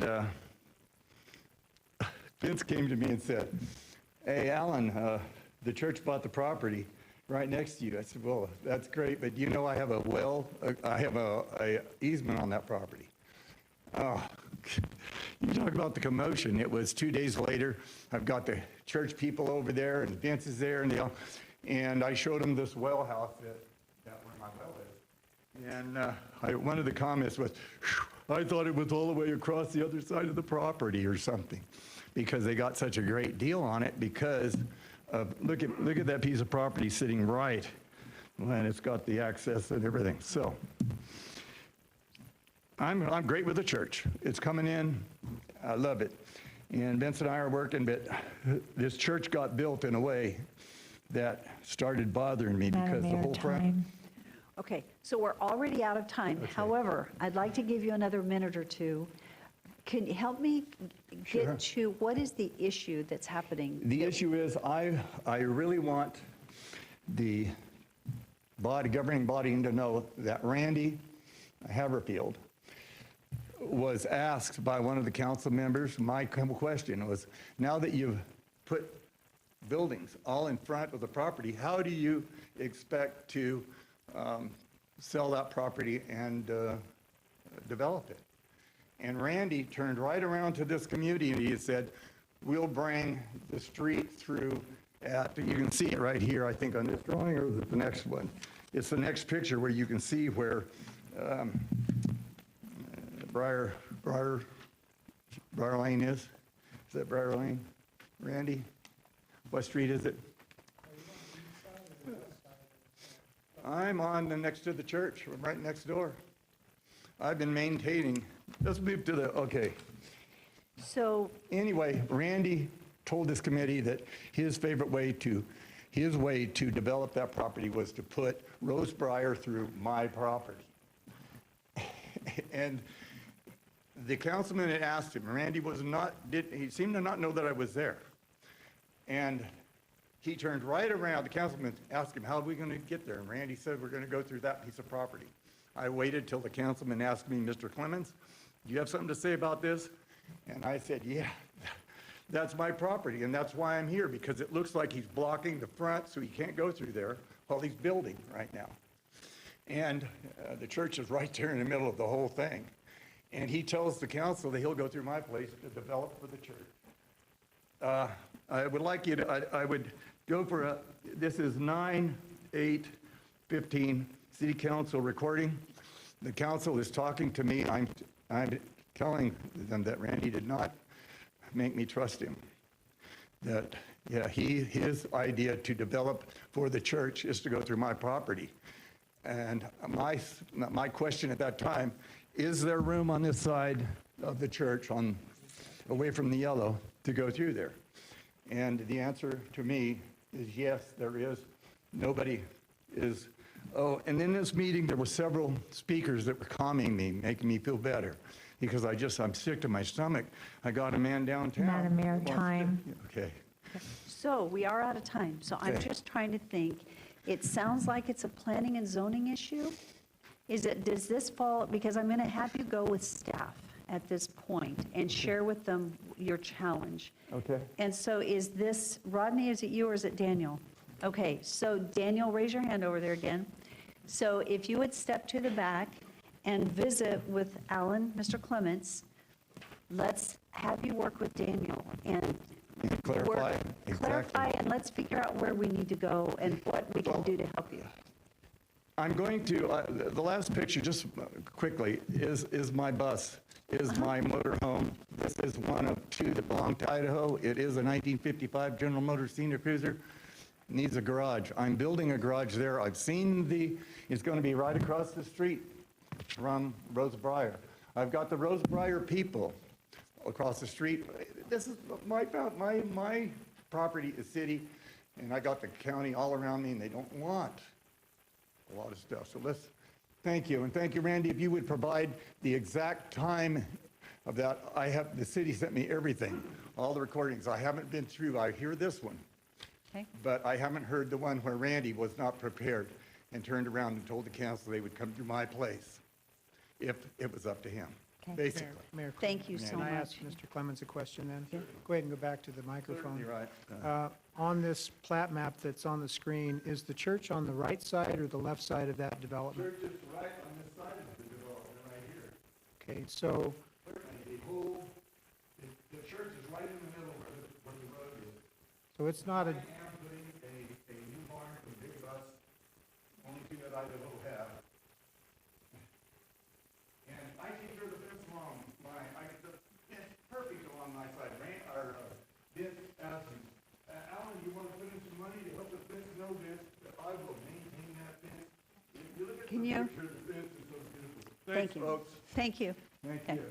I'll let him deal with Dan. Thank you. Thank you Madam- so much. I will get the exact date and bring you, I think it's there. Thank you. Bye, Randy. Thank you. Okay. Okay. Madam Mayor, our next speaker is David Taney.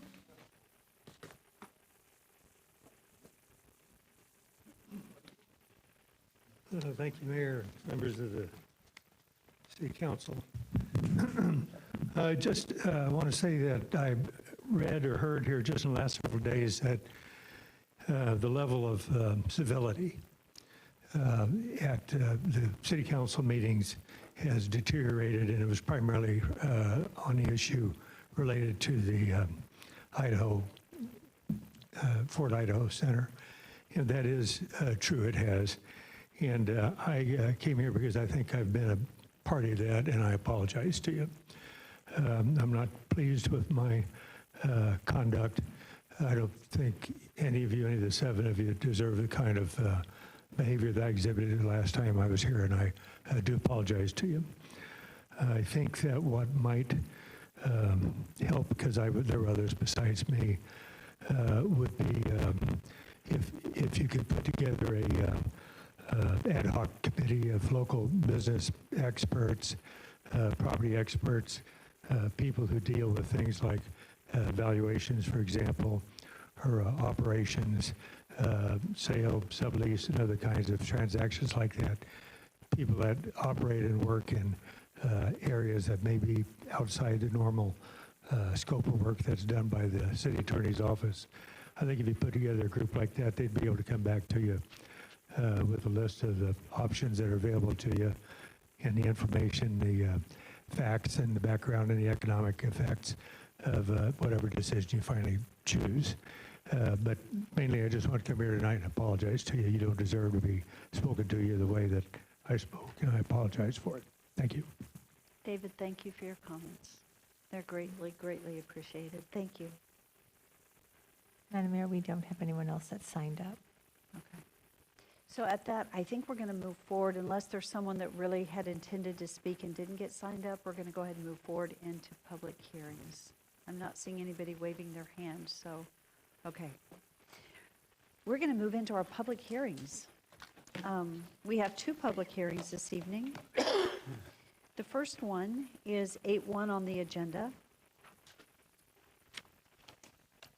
It is reconsideration of City Council's denial of a zoning map amendment from 2-family residential to commercial business zoning district and a potential development agreement for 1215 13th Street South and a right-of-way in front of the parcel. This is for a total of .389 acres. For Aaron Randall, JGT Architecture, representing Brenda and Oswaldo Rodriguez. And the original concept is to construct and operate a new restaurant. And thank you for our applicant being here. And go ahead and give us your name again and your address. Thank you. Mayor Kling and council members, my name is Aaron Randall. I'm with JGT Architecture. We are at 1135 12th Avenue Road in Nampa, Idaho. So I guess as a recap, again, we have a piece of property that's zoned for a duplex, but the owner would like to do something more useful with it, put a restaurant on the property. As being as skinny as it is, it would be very difficult to put any kind of housing on it, so we thought that this would be something more amenable to the community. So, the original design, we had a drive aisle back behind, and we've removed that and thrown landscaping in on the backside there. So there's that, and we've talked about putting some kind of a barrier, brand new, along that side on the residential side there. Now that's 188 feet long, and we were hoping not to have to put a CMU wall there. That would be 1,128 square feet of block. That's almost as many square feet as the building itself at 1,150. So, and the other concern we had about putting a block wall there would be having to put a foundation along there, and there may be issues with some kind of sewer having to go across our property. If there's any kind of easement there to go into the alley there might be an issue with that. So we were thinking more of a nice vinyl fence, if that's appropriate. We think it would also keep the noise down. You wouldn't have so much noise bouncing off of the block wall. So essentially everything else has stayed the same. It's still a nice looking building. It's residential in nature. It's short like the other houses that are across the way from it. And we still think it's a viable project for the community. I stand for any questions.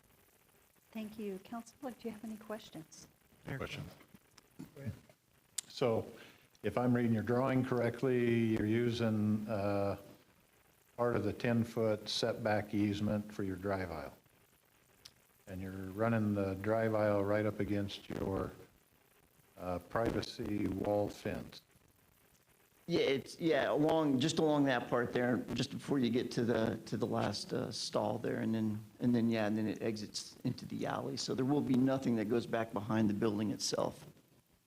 So then it's all landscaping at that point. You're taking asphalt to the property line.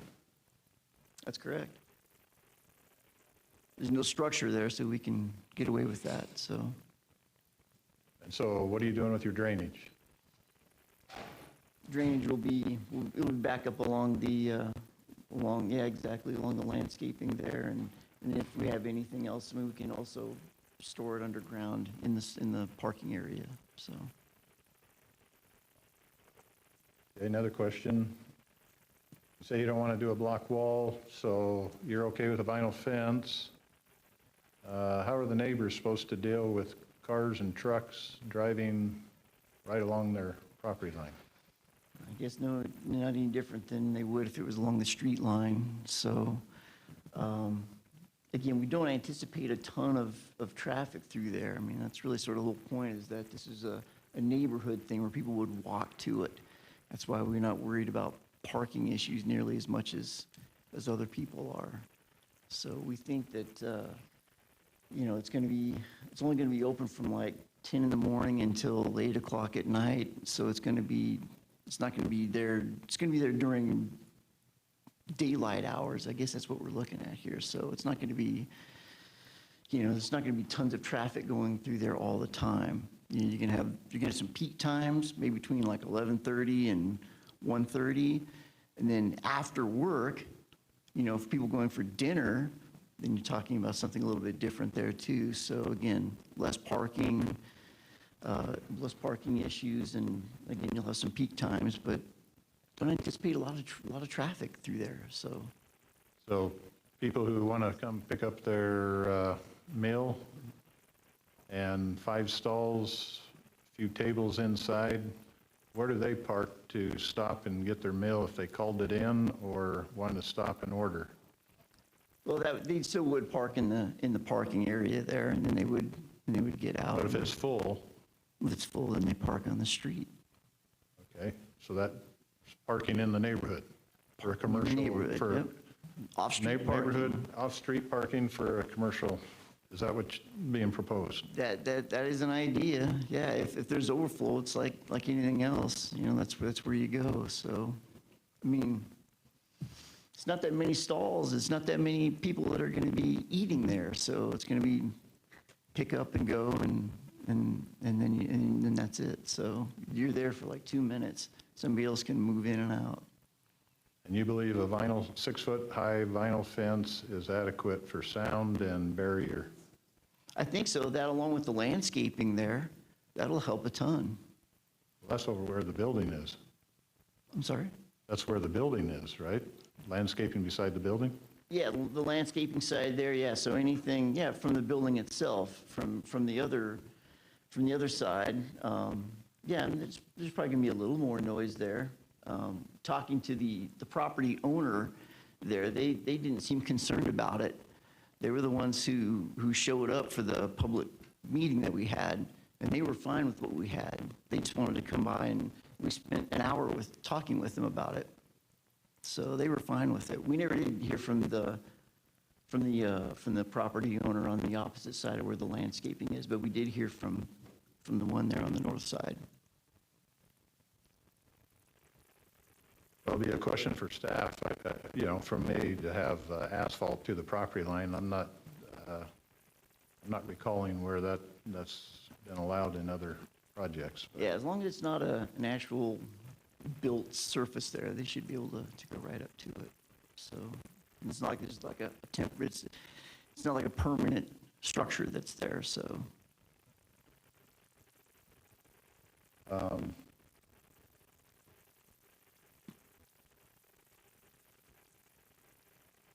Are there, Sorry, while you get your questions, shall we ask if there are any others? yes, Okay, any please. other questions?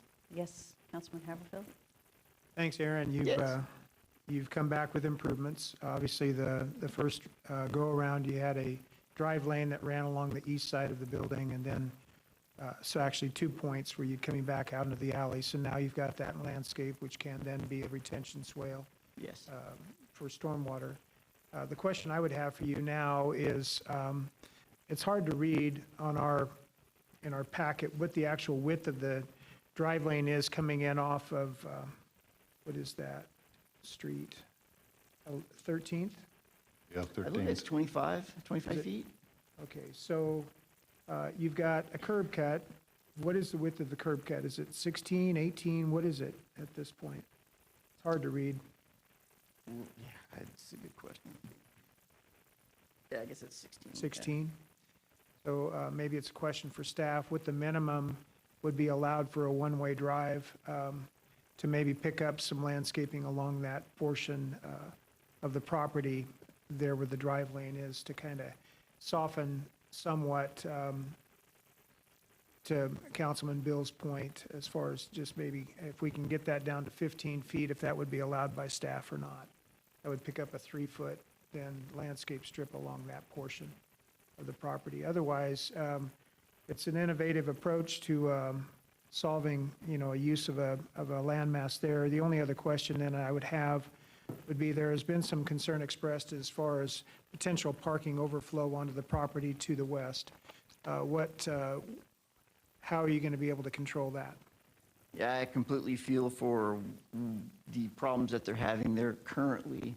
As far as, I mean, about the best thing that we could do would be anybody that comes in, just, you have to let them know you can't park over there. I mean, I don't know how else to keep that from happening. I mean, I think people are going to come in and park into the parking lot, and if there isn't, I mean, they're not going to be able to swing back out and then go down the other aisle because it's all one way. You know, the parking for the other parking, the other commercial project across the street there, it's a one-way thing. So if they came in, it would be, there's no way for them to park. Is the width of the building the same as the original proposal? Yeah, the width stayed the same. It's So pretty. it's still 10 feet off the east property line, 5 feet off the west. Mm-hmm. It's still super tight, so. Thank you all. Maybe have a question for staff. Okay, Councilman Bills, do you have any other questions this time? Yes, in our packet, staff has said things that are to be looked at is, one is B and on page 279 in our packet, and it talks about be at least reasonably compatible with existing and adjoining property uses. And so I'm struggling with reasonably compatible when the asphalt goes to the property line and there's no sound barrier for vehicle traffic against somebody else's property. And then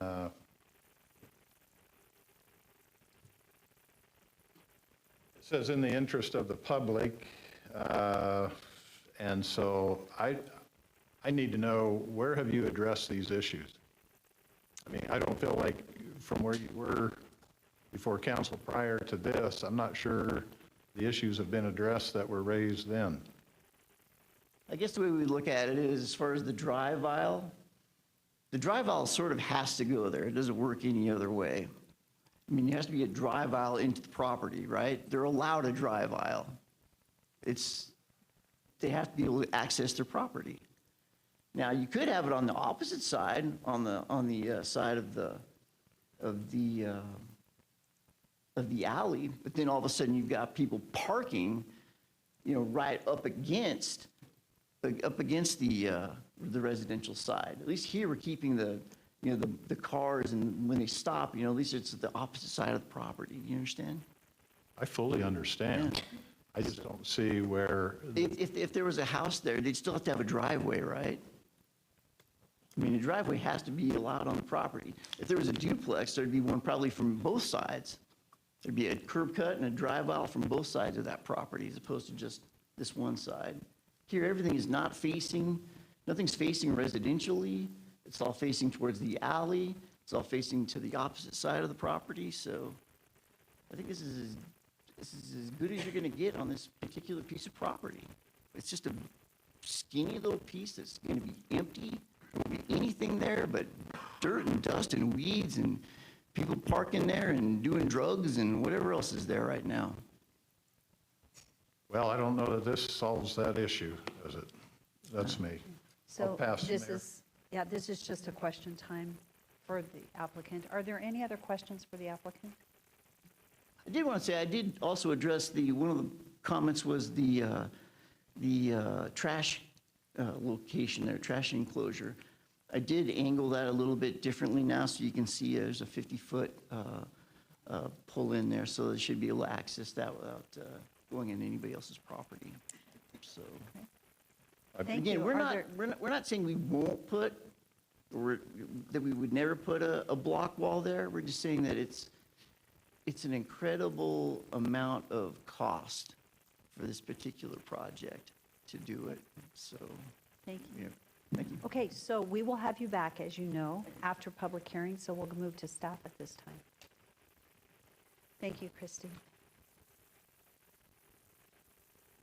Right. Thank you, Mayor and Council. You know most of the history on this project, so I'll just go through it really quickly. Again, this is what the building would ultimately look like. Some late comments were received today, concerned about lack of adequate on-site parking for the businesses across the alley that operate off of 12th Avenue. The property manager will not assist in installing signage or contract with a towing company on their property, so they have complaints about people parking there that do not belong in those businesses. Let's see, parking and safety are a high concern in the alleyway. Currently experiencing parking issues with their own businesses. A restaurant would create more parking and safety issues.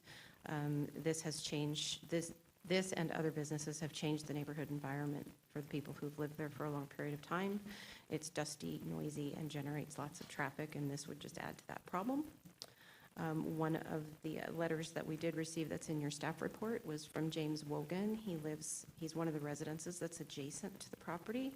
Stated that he has had a conversation with the new owner about protecting the access and maintenance of the sewer and water lines that run through the subject property to his property. He states that the applicant is aware of this concern and is sensitive to it, but he was in support of the project otherwise. These are the previous comments that were received that were in your staff report from before. So as stated, this is in harmony with the comprehensive plan to ask for this rezone. It does provide a set of uses that is reasonably compatible with the uses that come off of 12th Avenue and across the alley. It's up to you to determine whether or not it's reasonably compatible with the residences on the other side.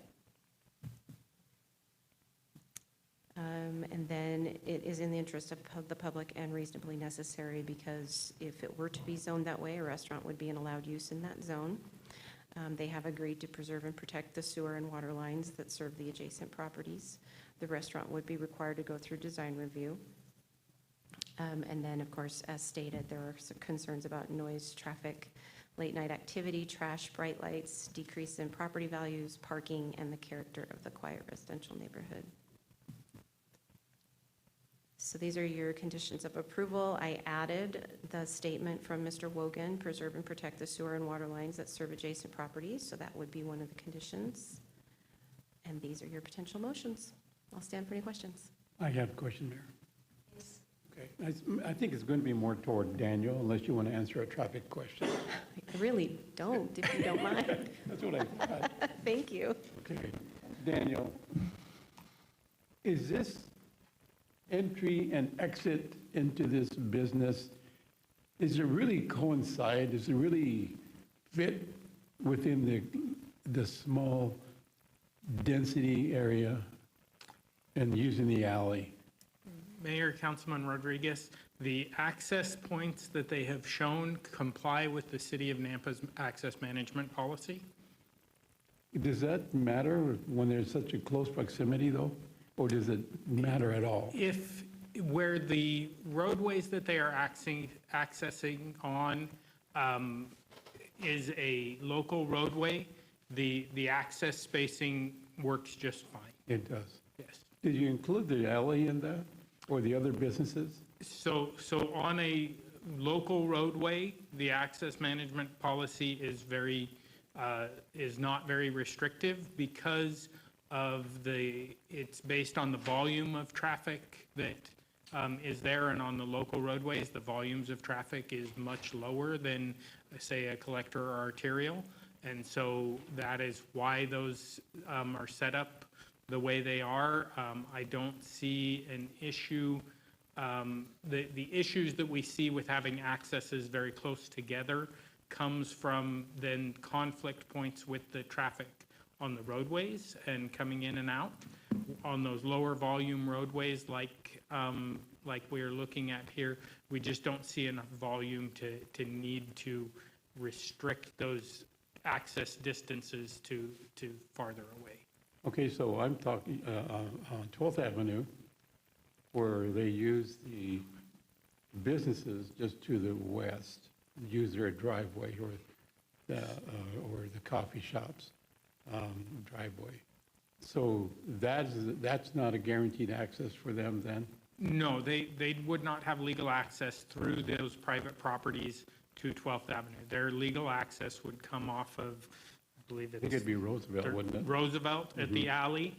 and then I believe it's 13th Street on the other side. But I want to make sure that the even for the businesses that are there and the customers that go there to those businesses shouldn't be using the alley, but they do. So is that an access point that we should? The I mean, alley it's only one is- lane. And that is the nature of an alley. They are certainly, there's no issue from the city's standpoint, from staff standpoint, of those businesses that are back up to the alley, whether on the 12th Avenue side or on the other side, utilizing access to the alley. Again, the traffic volumes on those are low enough that a one-way in and out is not an issue. I've never, in my time here at the city, I've not experienced a problem where access to the alley creates a traffic hazard. Thank you, Daniel. So I saw a hand raised, so I'll just tell you that not yet though. I wanted to tell you real quickly that we're going to be in a public hearing in just a minute, and we're going to let you come forward and talk. So just remember your question. Well, just what? Rodriguez's get to talk and I don't. They don't yet. So. The man speaks for it. No, well, he's the applicant, so there's an applicant, and then there's a public hearing, and you're next. So that you're next. In just a minute, you'll get to speak. So just hang tight, and we'll call on you in just a minute. So you will get to speak. I just wanted to let you know since you're waiting right now. So we start with the applicant's report, then we move to the staff report, and then we move to public comment. And so we'll get to public comment in just a minute. We'll get there in just a minute. So we'll finish with staff questions. I have a question. Uh-huh. Rodney, can you come back up, or maybe Christie can answer the question? I found the information I was looking for. As far as one-way traffic, drive lane, feeding a 45-degree angle parking stall can be all the way down to 12 feet wide. Is that correct? Councilman Haberfield, yes, that is correct. We actually found that same chart. Oh, there you go. In Got code, there. chapter 1. And then the required parking is 1 per 200 square feet of gross floor area. Is that correct? 1 for 200 square feet, yes. So if it's a 1,000 square foot building, 5 stalls is adequate. I think I came up with 6 parking spaces are required, 6 parking spaces are shown, so they comply there. They could actually reduce the width of the drive lane down from, I think it was 18 or whatever they said it was. We could reduce that. So 16, a landscape buffer could be provided. So Rodney, go to chapter 1. We have it at the top. I'm sorry, I'm trying, there's a Teams thing in the way, so I'm struggling to get to it. There we go. And the size of the building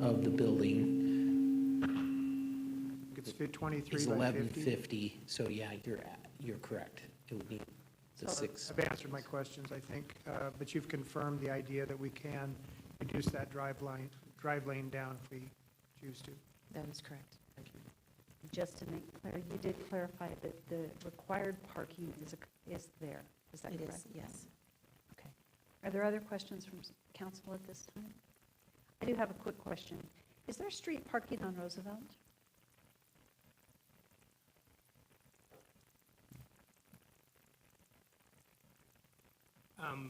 Yes, there is adequate room for on-street parking on Roosevelt. There's not a lot, but as I look at the aerial imagery, there is street parking on Roosevelt. And yes. it's allowed? Yes. Okay. And then another question. Could housing be built on this strip of land? I know it's zoned RD, two-family residential. Is it big enough to actually accommodate? So, Mayor, we have had multiple conversations with various people who have been interested in purchasing this property over the last few years. Because it's zoned RD, we've looked a lot at duplexes, and it is big enough for that. As stated, it would have driveways that would come in from each direction.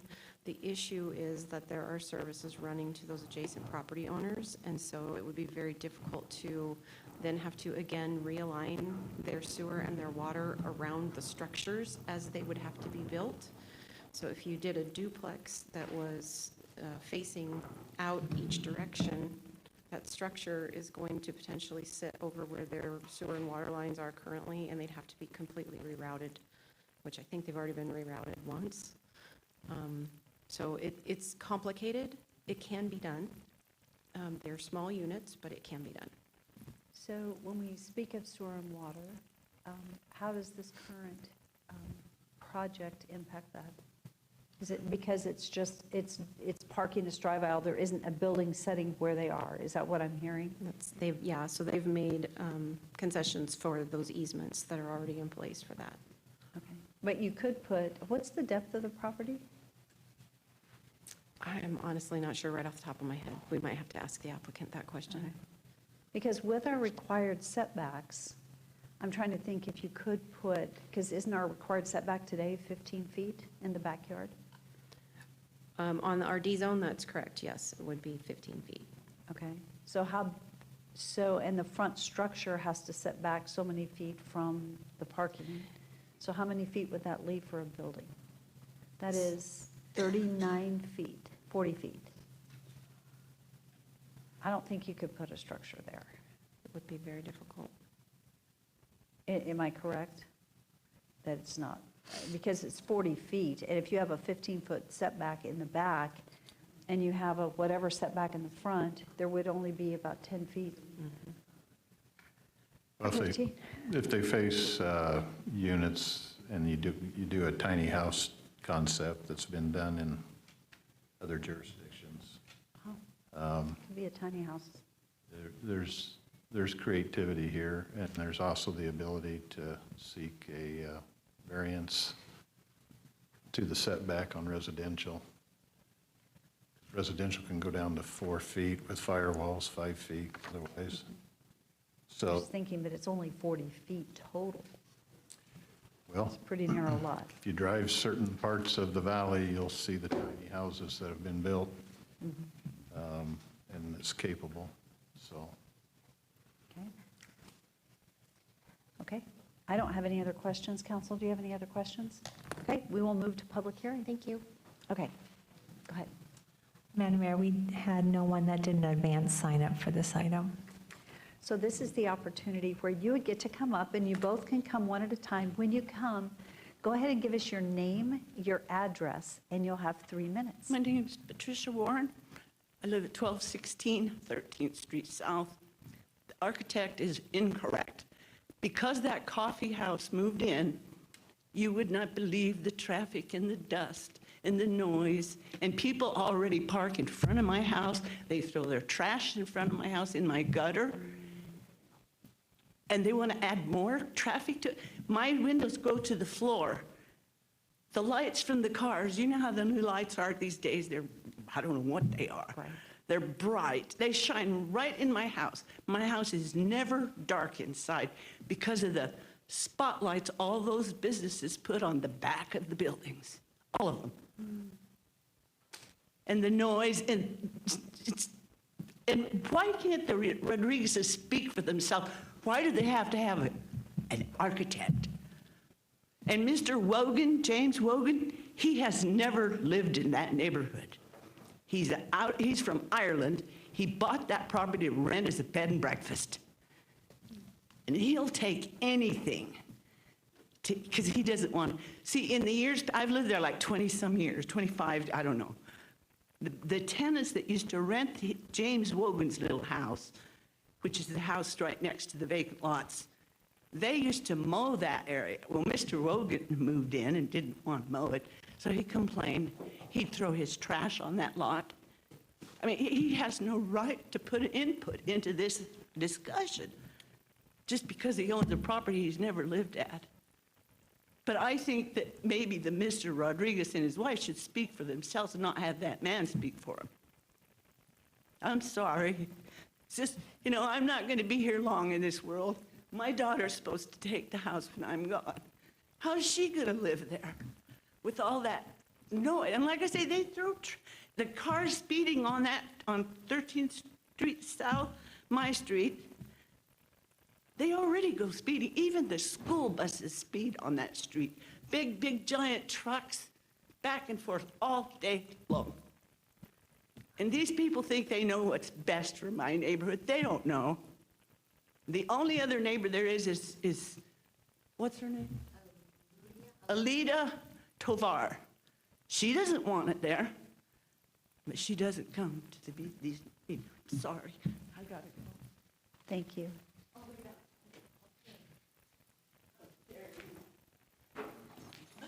Smirking at me.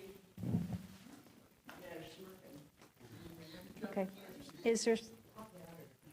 Is there someone else that had intended? Okay. Go ahead and come forward and give us your name and address. My name is Andrea Adamson. I live at 824 Fifth Avenue North. Just to address some of the points this individual made, one thing is, yes, there's already tons of traffic. It's an alley. It's not to build a restaurant.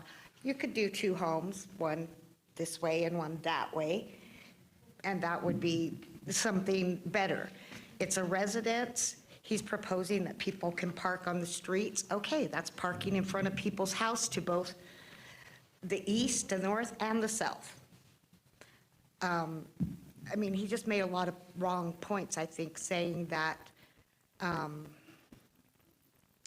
there won't hardly be anybody there at one time.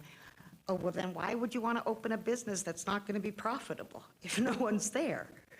And then secondly, talking about the people entering from 12th Avenue, they're not going to stop.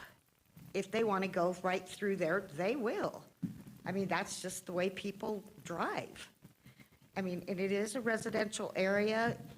People bought their homes with expectation of living in as a residential area and it being peaceful, it being their community. And a lot of people there are long-term residents, and it's a shame. The noise will be loud. You know how it is. People drive by with their music blaring, and that's the potential for that is there. I don't think that they've thought it quite through as far as the traffic goes, at the amount of noise. The walls would be helpful, but no.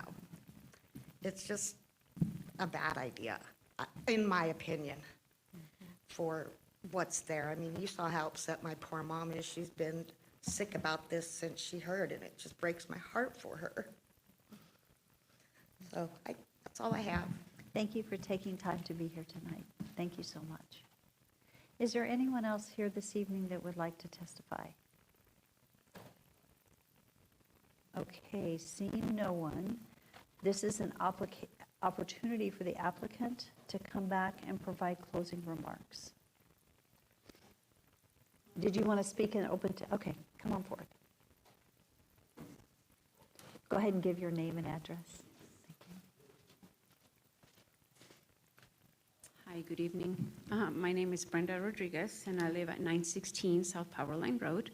And after hearing, I hear that, because like she said, we all like to live peacefully. And obviously, the problems that this spot is having right now, it's not gonna go away. If it's not us, somebody else in the future. If nothing happens with this property, somebody else might come in and do something, so the problem is still gonna be there regardless, unfortunately. And like Aaron said, the property we've been cleaning every time we cut the grass. There's been a lot of trash. We've been finding needles. We all look for safety. If there's nothing built in there, it's going to continue to be the same thing. I really don't know what else to say. But the problem, the city is growing, unfortunately, and it'll probably be growing. So if it's not this property, other places are going to have issues regardless. So, I don't know what else to say. But thank you. Thank you very much. Is there anyone else that wanted to speak? Yes. Thank you for coming forward and sharing your name and address. Mark Mitchell, 12355 Landau Way. My question is really, Madam Mayor, you had a point of 15 feet setback from the property line. His diagram, I did not see that. I saw it butted right up to the property line. Is that correct? Is that correct on the design? Go ahead, Rodney, you can go ahead and answer it. Yeah, thanks, Madam Mayor and Council. So the setbacks here, if you were thinking about residential, it would be different. But a residential structure would have your 15 rear setback and your 15-foot front setback for the living space and 20 feet for the vehicle, enclosed vehicle or covered garage. So it's different here for commercial. And in fact, when you have a fence that's 6 feet high, a site obscuring fence, at least 6 feet tall, that obscures visibility of a parking lot is placed between the commercially zoned property and adjoining single-family or two-family residentially zoned property, then a 0-foot setback may be allowed in order to screen the commercial property's parking lot from the residentially zoned property. So there's no requirement. The 10-foot setback is for the building, but there's no, if there's the fence there, you can pave right up to the property if there's the site obscuring fence. That's what code says. So that design would work.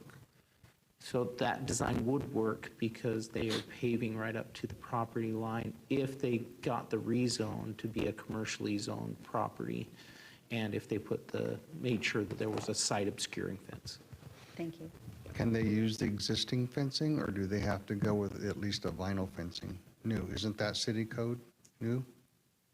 Or can they use that, because I think that's wood fencing along that property line. Mayor, Rodney, I'll let would you go you like me to respond to that? Yeah, so it is a requirement that they have fencing. That is a condition that the mayor and council can decide on what type of barrier you would like to have there. I believe that the applicant has indicated that they would propose to put in the vinyl fencing there, that 6-foot vinyl fencing. I don't believe this fits there. I visit there quite frequently. It's very tight. And to get out on the 113th, I have a pickup. It'll drag the hitch, and it's 4-wheel drive, so it sets pretty high. It's not really conducive even onto Roosevelt because it's kind of a blind corner, and I can see the traffic issues stack up even into 12 real easy with that. So it's, to my opinion, it's not a good idea. It's a great plan, but not a good location, I should say. Thank you. Mark, thank you very much. Is there anyone else here that wanted to testify this evening?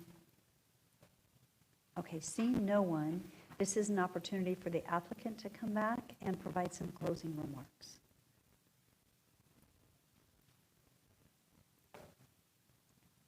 A lot of passion there.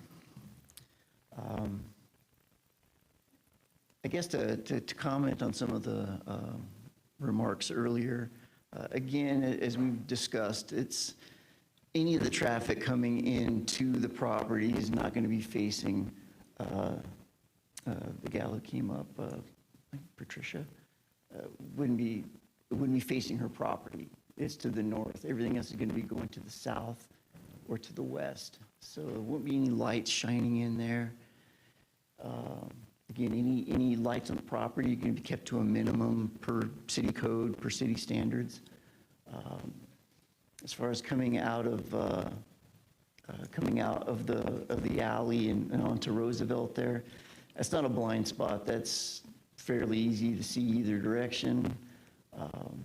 Again, I don't see a lot of conflict with anything coming into the alley from the 12th Avenue side. Anybody coming into the restaurant is going to be coming from 13th and then down in. So, yeah, I guess. Oh, and to answer your question, it's 35 feet wide. That's how wide the property is. So, pretty skinny. Any questions? Anything else? Council, do you have any questions for the applicant? Mayor Kling, just for point of clarification, the building the building face on the west side and the property line, is it 3 feet or 5 feet away? I believe I'm showing right there now, it's, let's see if I can put this list on here. 10 feet on the east side. Yeah, it's 10 feet on the east side, and then we're off the alley. We're at it's a 10-foot setback. Plus, I've got another 2 feet off of that, so we're not directly on the property line there. That's only so. 2 feet wide then, as far as the setback on the west side. Yeah, I'm taking from the middle of the alley there, so it'll be 12 feet from the middle of the alley. So I think it's a 20-foot wide alley there. So I think it's a zero lot line on that side. So I pulled it off 2 feet just because of I didn't want to have to put any. There's not a protected walkway along that side of the building as far as for pedestrians? No, it's just more of a curb, just a 2-foot curb.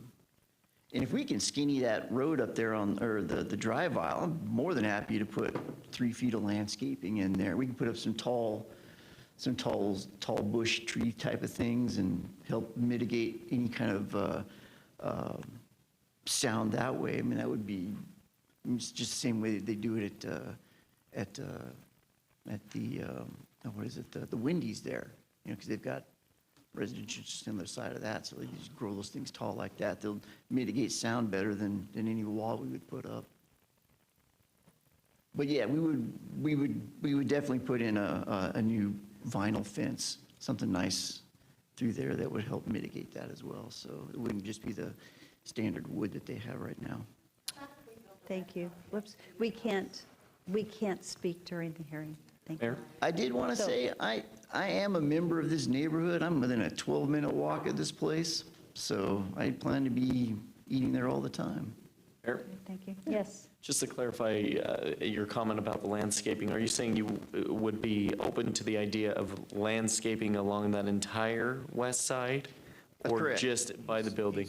No, I'm saying the west side in between. Right, the east side, yeah, correct, yeah. The east, on the residential side there? Yeah. For sure. Okay, but nothing along the street side? Well, we've got as much landscaping there as we possibly can. Can't do anything along the alley side, but we've definitely got on Roosevelt and everything along the side there of the residential area, so. Mayor or staff, what's needed or necessary to be able to allow them to put landscaping along that east side, in addition to the vinyl fence, doing the tall trees, similar to what you described? Christy? Mayor and Councilman Griffin, so landscaping standards typically are 5 to 6 feet to allow for good growth area for bushes and trees. So, if they put 3 or 4 feet in there, they could get some decent bushes in there still. Maybe not larger trees, but they could still get some landscaping into that smaller space. Is there room there for that? So they would be able, and I don't know the exact angle of those parking spaces, but as stated, a 45-degree angle would allow for a 12-foot drive aisle. So it looks like they've got 4 or more feet they have to work with there. Would that be sufficient? For planting? Yes, what did you Yes. say, 5 or 6 feet? 5 to 6 feet for large trees, for the root ball to be able to be successful. So bushes, smaller bushes and smaller trees would probably be fine in that Something like an 4-foot space. arborvitae? Potentially. I'm not a landscape architect. I'd have to ask Doug that question. Could we potentially submit 2 taller trees similar to what's described within 4 feet? The idea is similar, just the idea of Wendy's that you had described is along the entire fence line on that portion. I'm trying to remember the type of, it's like really super skinny. It's like a poplar or something, really, you know what I'm talking about? Arborvitae. Everybody's been through there, yeah. It's like, I can't remember what it is, but super tall, super skinny, and arborvitae. Would that be allowed within 4 feet? I'm seeing a nod from an engineer. Okay. Okay. Thank you. Are there any other questions for the applicant? Do you have any additional comments as you close? No, again, we're up for conditions of staff. If anybody, wants to hammer something out now, I'm available, or I just don't want to go through what we happened last time where we didn't have all this discussion until afterwards. But again, we're more than happy with widening landscaping down along that drive aisle all the way down, and all the other changes that we've shown. So Thank you. thank you. Thank you. So Rodney and Christy, I have a question. We had a public hearing guest talk about the traffic, and I believe they live on 13th. Can you help me understand where that would be and what that impact is here? I'm sorry, Mayor, can you repeat that? We had a public hearing guest talk about the impact of traffic, and I believe they live on 13th. Could you help me understand possibly what that impact is, where they are and what that impact is? Thank you for showing that picture. I appreciate it. Yeah, so here's 13th. Can you tell me which property they were? Oh, there's their property here, we believe. Okay. And so I think the idea is there's some commercial properties here.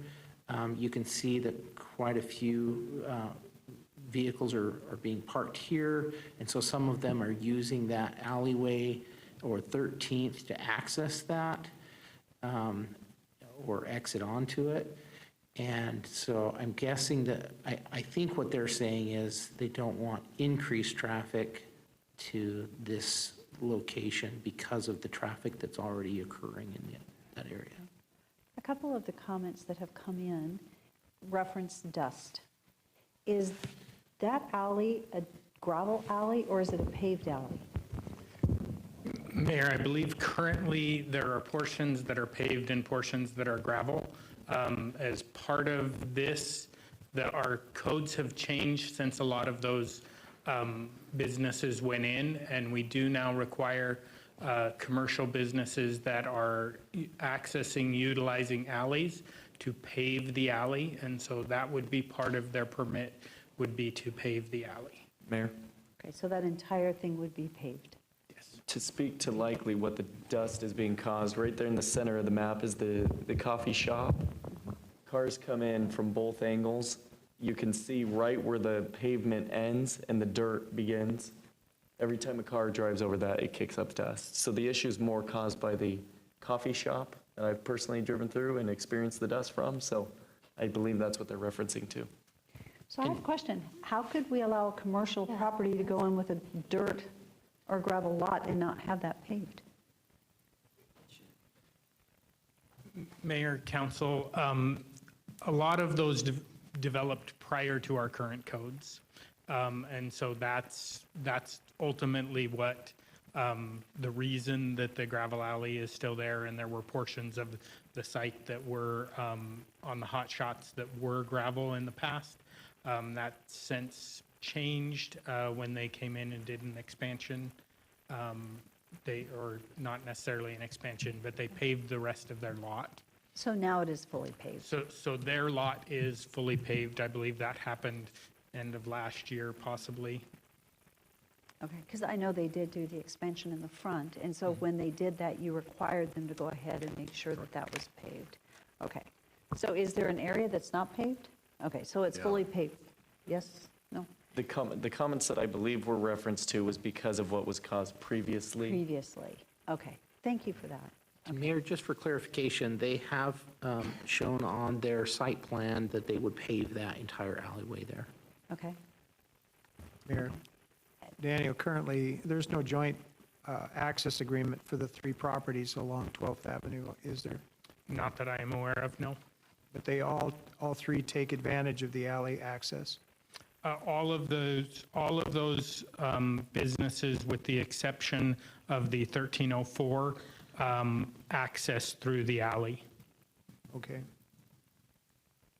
Right. Thank you. Council, are there any other questions for staff? Before we close public hearing, I want to make sure that there are no discussions that need to take place with the applicant. Any questions? If that discussion with the applicant is complete, then I would stand for motion to close public hearing. So moved. Second. All in favor? Aye. Any opposed? Okay. Now, this is an opportunity for council to have discussion. Mayor? Yes.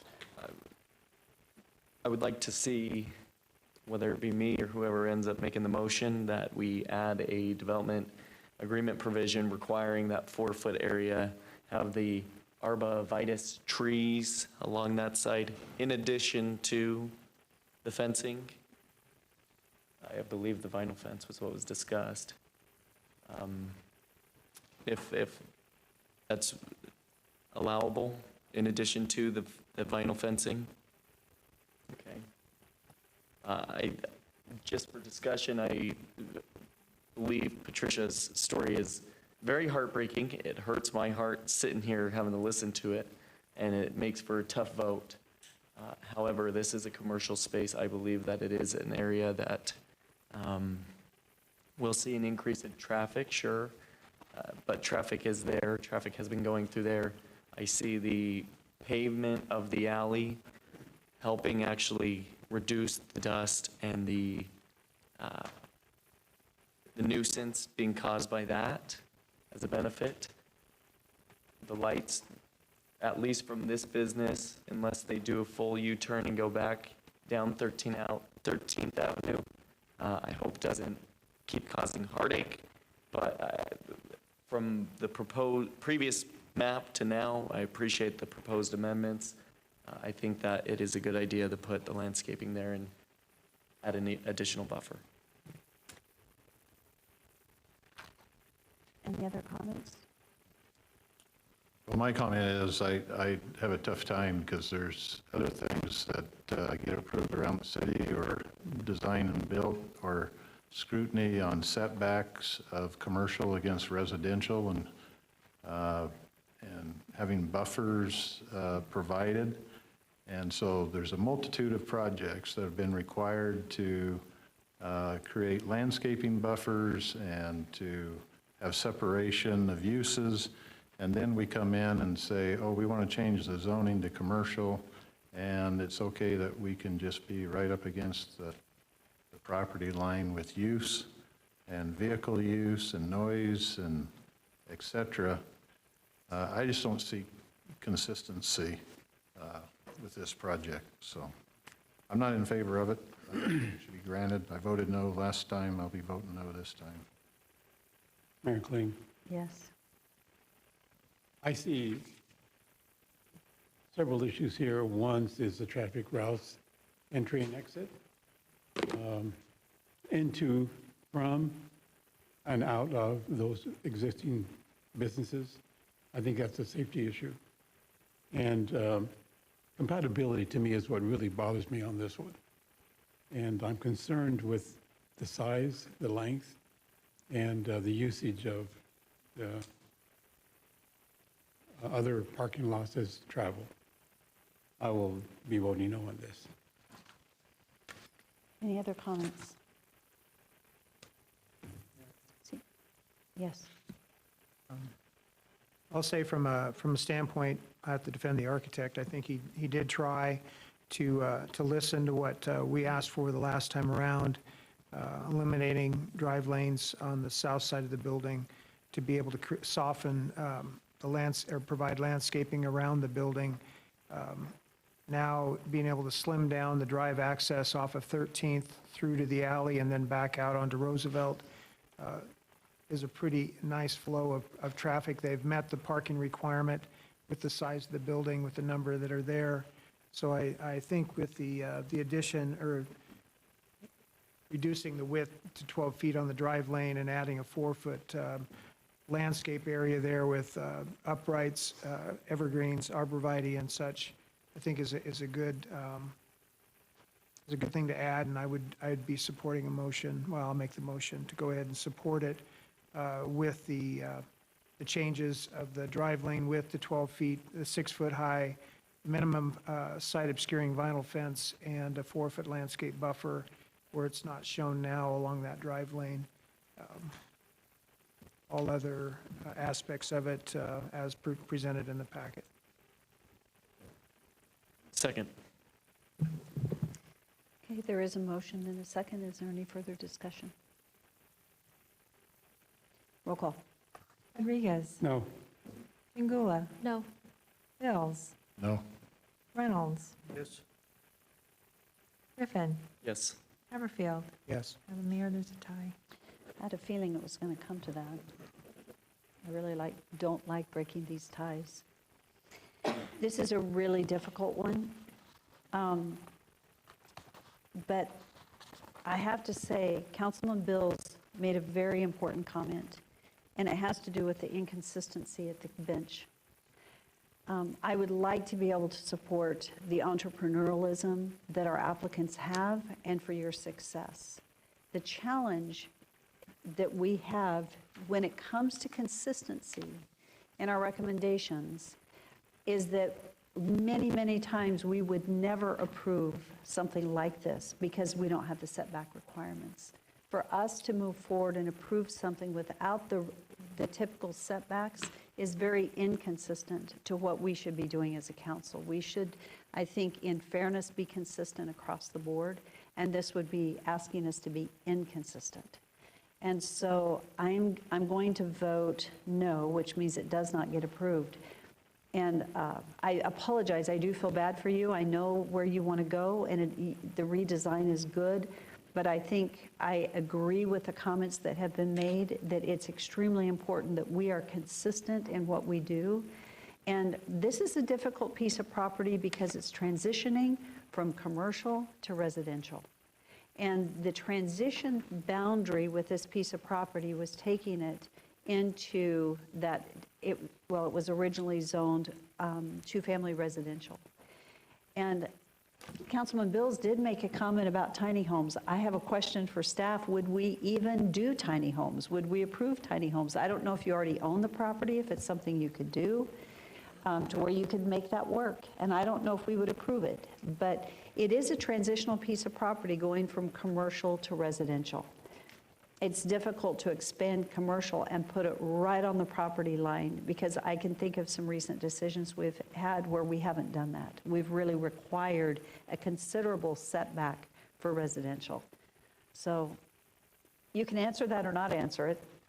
As I'm voting no, I guess what I'm thinking is we have some applicants that have made an investment, and I don't know if they own the property today, but what do they do with it? And what could they do that we would be open to approving here Mayor, from a residential? Yeah, Mayor, so in an RD zone, they could come forward with a tiny home as long as it's on a foundation. It would be just like any other single-family home, or they could come in with a duplex that fit within that lot. But the challenge there, of course, is what we've described, the conflict with the utility easements. But a single-family tiny home on that property, it would be just like any other single-family home. It would just be reviewed under our building code a little differently. So they have a building code that's specific to tiny homes, and so they'd review that a little differently. I do want to ask a quick question. I believe we need a motion still for denial. Is that Didn't we have one? correct? Mayor? Excuse me, because this was a motion to approve, Mayor? and so I voted no, so we're at, yes? Just a clarifying question, because I'm trying to wrap my head around whatever we end up doing on this property. Are we going to have to give a variance or move somewhat and be inconsistent on our code because of the way the layout of the plot is, the plat is? Mayor and council, it depends, but I think there's ways to not have to get a variance of some kind.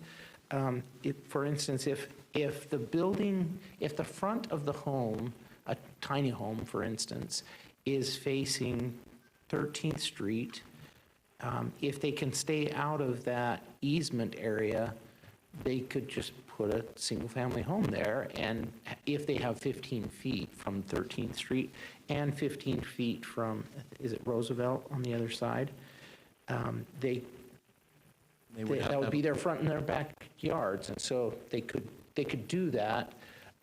Because there's a 5-foot setback on the sides. Because there's 5-foot setback on the sides, And so it's a very exactly. long, narrow property, so you could Correct. actually put 2 single-family homes on there, one that you access off of Roosevelt. Well, through the alley, would you be accessing, would they be allowed to access through the alley? Yes. How would they? Okay, Yes. I'm seeing yes and hearing yes, so tell us. So just for clarification, and I really am just doing this for the sake of the applicant at this point, they would have to be 15 feet off of 13th and 15 feet off of Roosevelt, but they could be 5 feet off the alley and 5 feet off the neighbor's property where we were going to put the vinyl fence and the Mayor and arborvitae. council, that's correct. The 15 feet, though, I have to clarify, it has to be 20 for the covered parking. So if it's 15 on the front, it can be in the back, though, but has to be. So we can, how long is the property? From 13th to Roosevelt, how long is the property? It's pretty lengthy. Let me. Approximately 130 feet. So it would give them 100 feet by 30 feet is what they could build on, or 100 feet by 25 foot. And Mayor, if they were, and Councilman, if they were to access from the alley, their structure off the alley is only required to be 5 feet from the alley right-of-way, rather than 20. So they could do a garage off the alley and the home off of facing 13th or Roosevelt, and lay it out that way. Okay, so they just have to be 5 feet, 5 feet, 20 feet, 15 feet, unless they did the parking structures coming in from the alley, and then it's 15, 15, so they could work with 110 foot by 25 foot. Okay? Mayor? Okay. I'd make a motion to deny the zoning map amendment from RD to BC zoning district and potential development agreement for 1215 13th Street has been discussed and proposed. Second. It's been moved and seconded to deny. Is there any other discussion? Roll call. Chingula. Yes. Reynolds. No. Hammerfield. No. Griffin. No. Rodriguez. Yes. Bills. Yes. And Mayor Tyre. So yes. Motion carries. Okay. Thank you. I'm sorry. Thank you. Okay, so we are going to take about a 10-minute break, and we will come back and resume. Thank you. Had to go.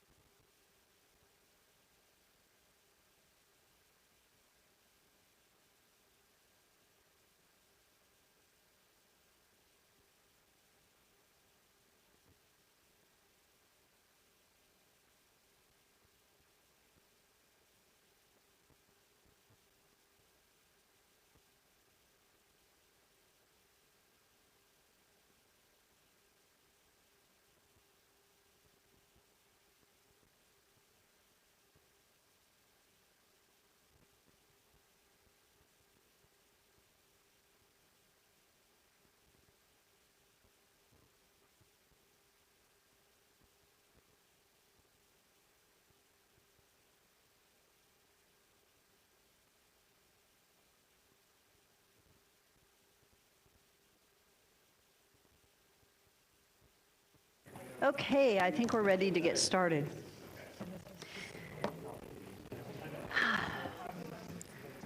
Doug's ready. Okay, we are ready to move forward with 8.2 on our public hearings. It is an action item. It's a public hearing to approve the proposed FY25 third budget amendment. And Doug Racine is here to walk us through it. Thank you, Doug.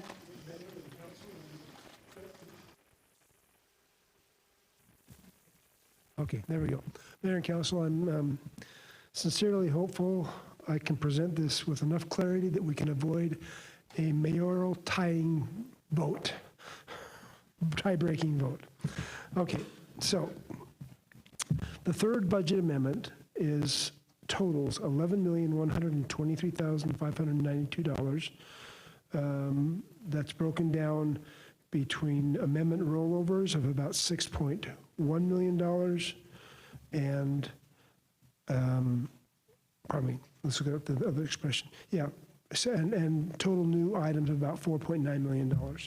For comparative reference, if we add the $11.1 million of amendment, that would bring the FY25 total budget to about $319 million compared to the FY26 budget, which is $310 million. So a little higher, but there's a lot of items that will fall off by the time we get to the end of the process.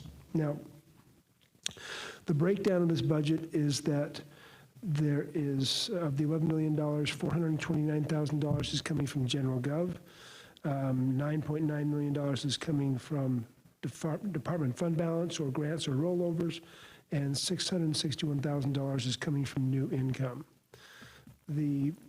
Starting at the top and working down, the budget for the General Gov departments, there are only a couple of large items in there. The Civic Center is $361,000 for lighting. A lot of that is rollover monies we had budgeted in prior and current year. The streets budgeting is for 5 or 6 different streets contracts. I can list them individually if you want, but they're in this file, which should be in your packet as well. The irrigation is $2.2 million. That's pipeline replacements from Roosevelt the 7th. The airport federal grants is a rollover for the AWAS grant. Mayor, I apologize, Doug. I don't mean to stop you. I have no idea where to look at to see this. It's not in our budget or in our packet. That would be correct. Okay. Doug, is this an Excel spreadsheet in our Yeah, packet? this is the spreadsheet that goes with it, and I thought it had been submitted with this. I'm believing that what you see in your packet is just the resolution, the amendment resolution of 11.1. This is the detail. I'll be glad to send this to you. I apologize. I thought this was in the packet. It should have been. Can I Mayor. ask a quick question? Yes. So Doug, what's in our packet is the resolution. the resolution, and the resolution says general government amendment is 10,500. And what you're showing there is a great deal more. No, in the packet it says 10,500. Well, I'm looking at the resolution or the ordinance. The amended over adopted 2025 expense line item, it doesn't have anything in the revenue line item, and then in the final expense line item, it's $10,500. Okay, that's absolutely not correct. This is, Well, there's, let me bring you up the ordinance that was submitted, which will mirror this. But I'm not sure why that was. The ordinance was published 2 weeks ago and then republished a week later. We have to do it twice, so I'm correct on those. If you want to take that, you may. I was going to say, or do you want to grab your computer, Doug? Do you have it? I've got my To where computer you right can, Clay, can you, thank you, help us here? We're looking on page 291. I would prefer if you just walked us through this with the same document so we can follow. Well, this is the comparative statement. We can certainly do this in this document. This document has no details about what you're approving. It just has the departments, which is generally not my preferred style of approach. I want you to know what you're approving, not just which department it goes into, If you could, if you understand that. if you could follow what we have in our document and tell us, okay, general government has a 10,500 increase, that will do these few items, and you can speak those to us because we can't follow really, because the numbers are different, the descriptions are different, the revenues are different, the expenses are different. It's just hard to track.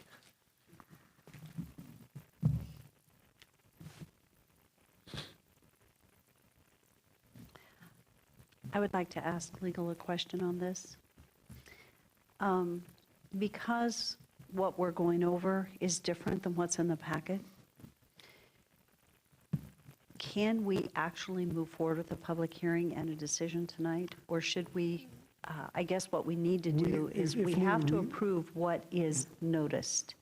So we need to ensure that what was noticed is consistent with tonight what we're actually approving. And if there is a disconnect, we can't move forward and approve it, correct?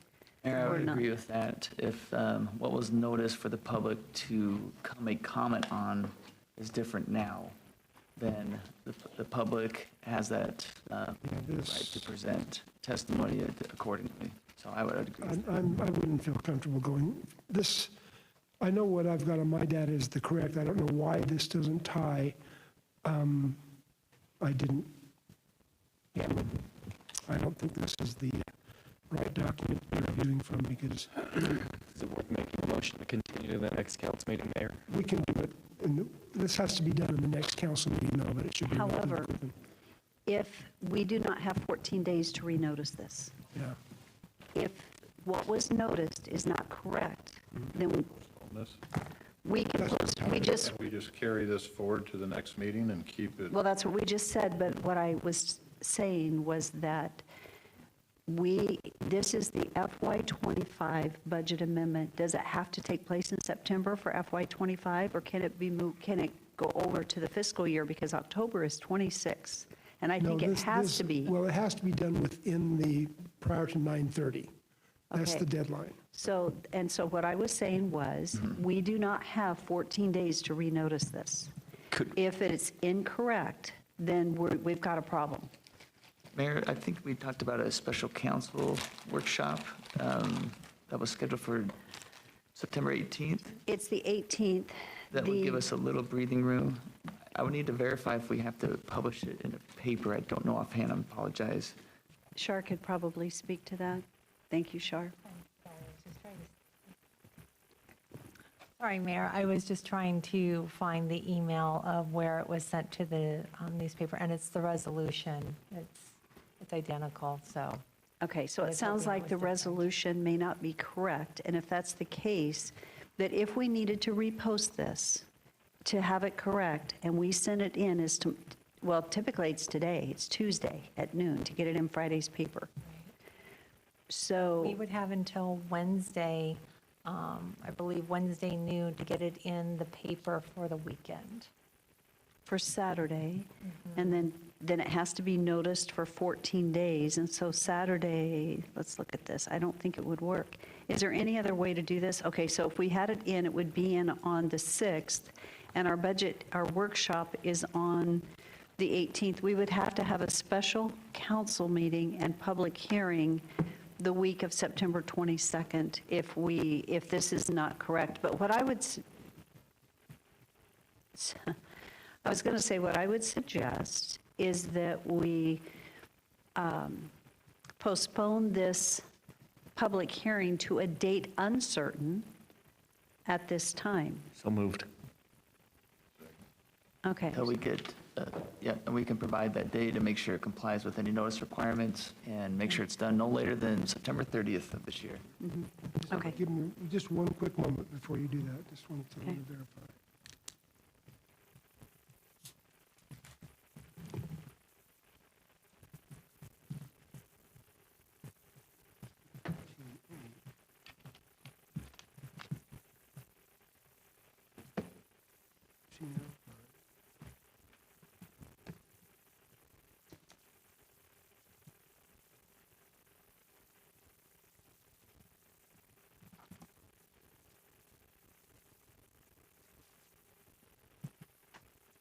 Okay, I have.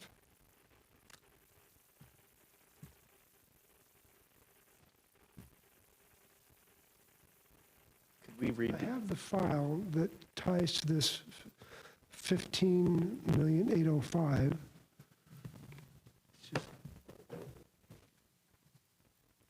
When I look at it, I get the total tie, but I can't find, I can find the 10,500, the FJC. Yeah, let's try this. Let me try this screen. This might solve the problem. I withdraw my motion. Thank you.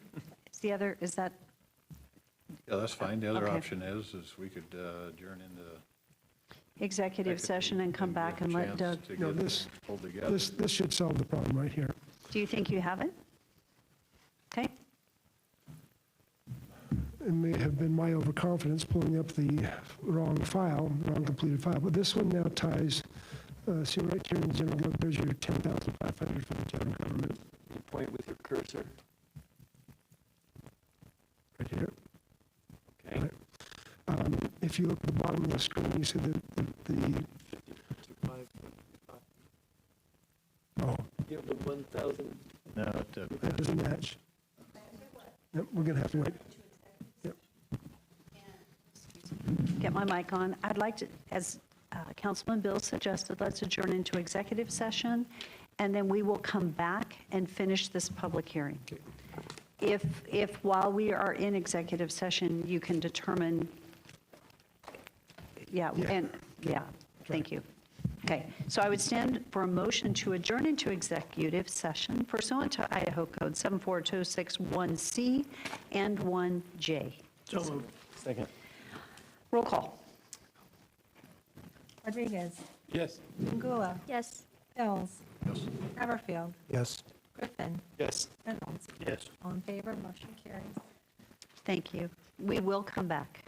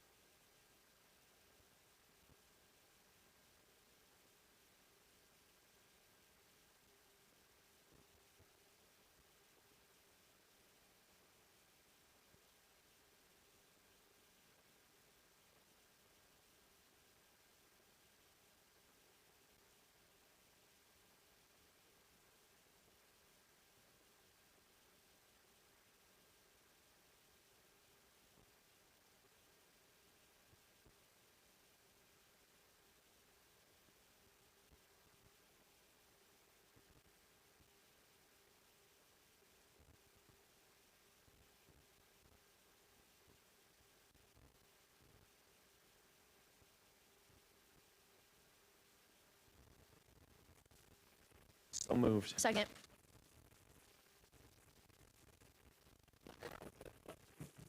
That's 5. We're good. Okay. So I would stand, are we live? Okay, I would stand for a motion to adjourn out of executive session. So moved. Second. Okay. And all in favor? Aye. Okay. So we are going to move forward with our public hearing, 8.2 on the agenda. This is an action item, and it is the public hearing to approve the proposed FY25 third budget amendment. Doug, thank you for walking us through this. So the correct budget amendment, as shown on the screen, it has the details, is $15,805,844, and that matches to the detail of the total on the budget presentation. On page 291, is that what we're, that's the page I'm on, and I do see that total. Okay. So the breakout here is, again, there's 10,500 governmental spending, which is shown above as the 10,005, and nothing else. There is department fund balance spend of $6,622,498, and then new revenues of $9,172,846. And those numbers, I'm trying to find where those numbers are on this sheet. I'm just referencing that as we look down at the screen right here. There's $50,524 is shown on the airport fee for $50,425.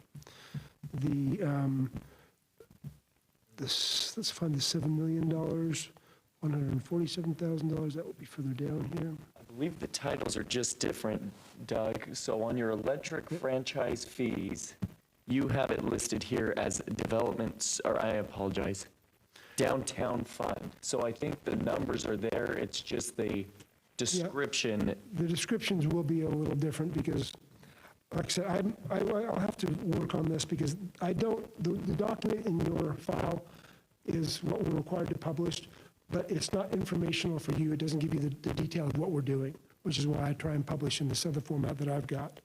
We can see like the sanitation has $1,850,000 on my screen, and has $1,850,000 on yours.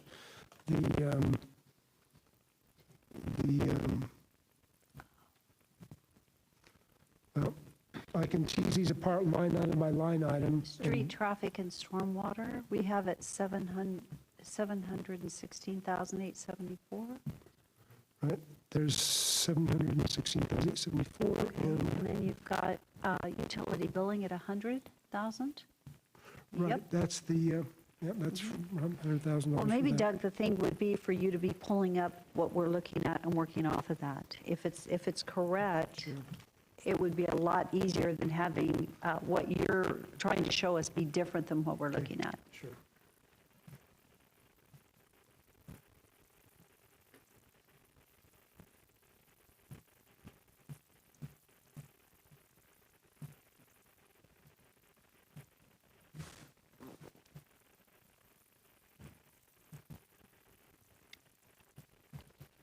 Thank you.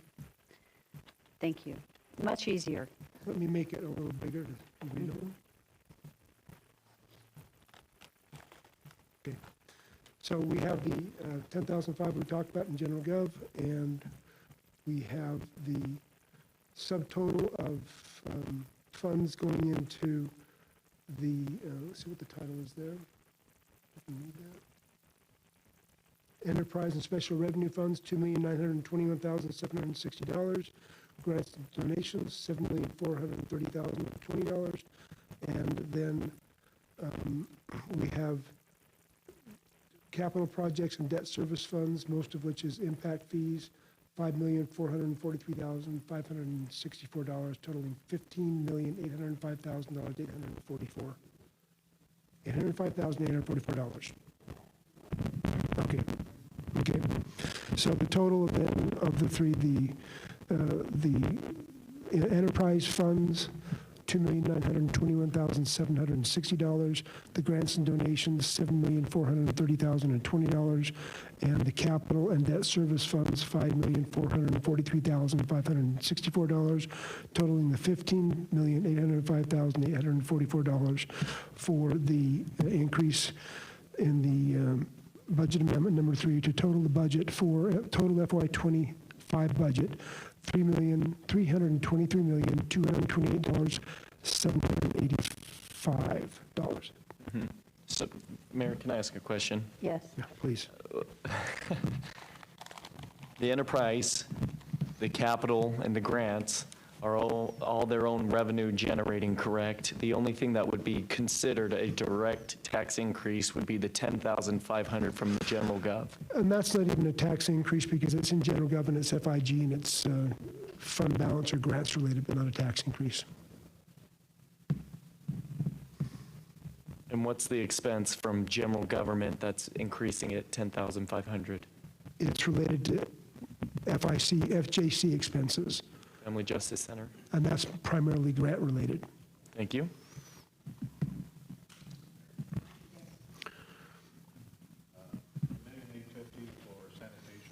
Right. So what happened on the sanitation? That is a, go ahead, state your question again. So,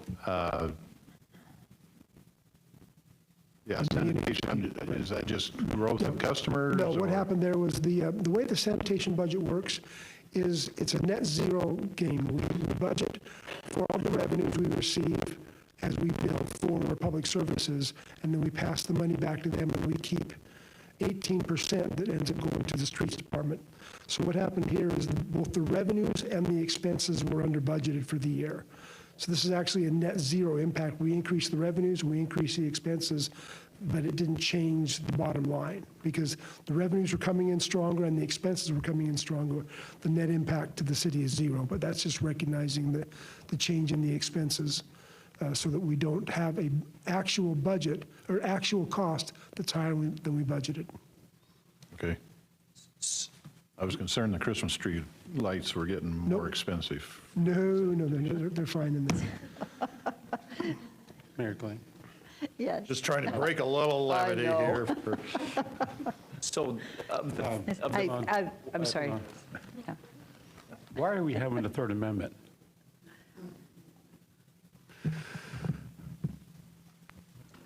The approach, and this is something we may want to consider changing if the council so desires, the approach has been to limit the number of, to limit the budgetary development so we don't over budget.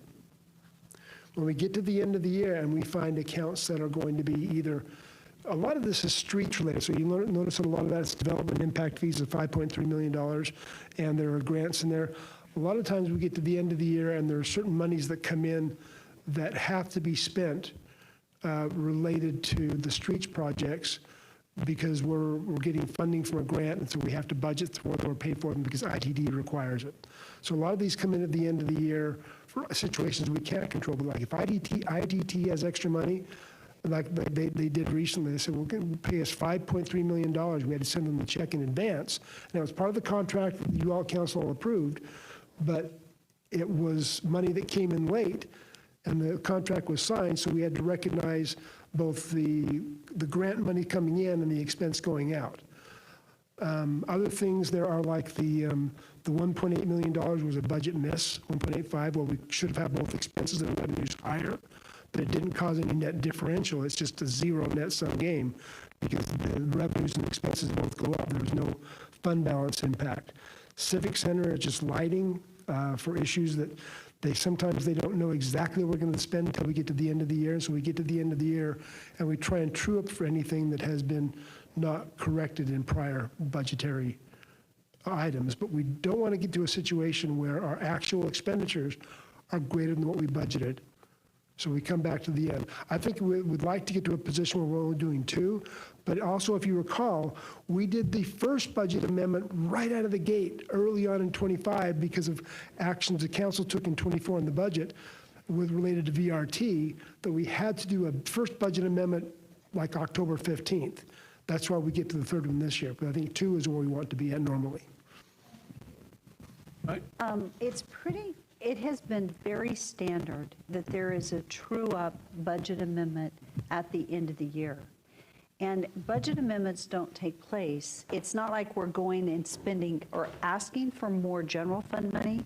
It's where the funds are already there. It has to do with projects. It has to do with alignment. It has to do with revenues.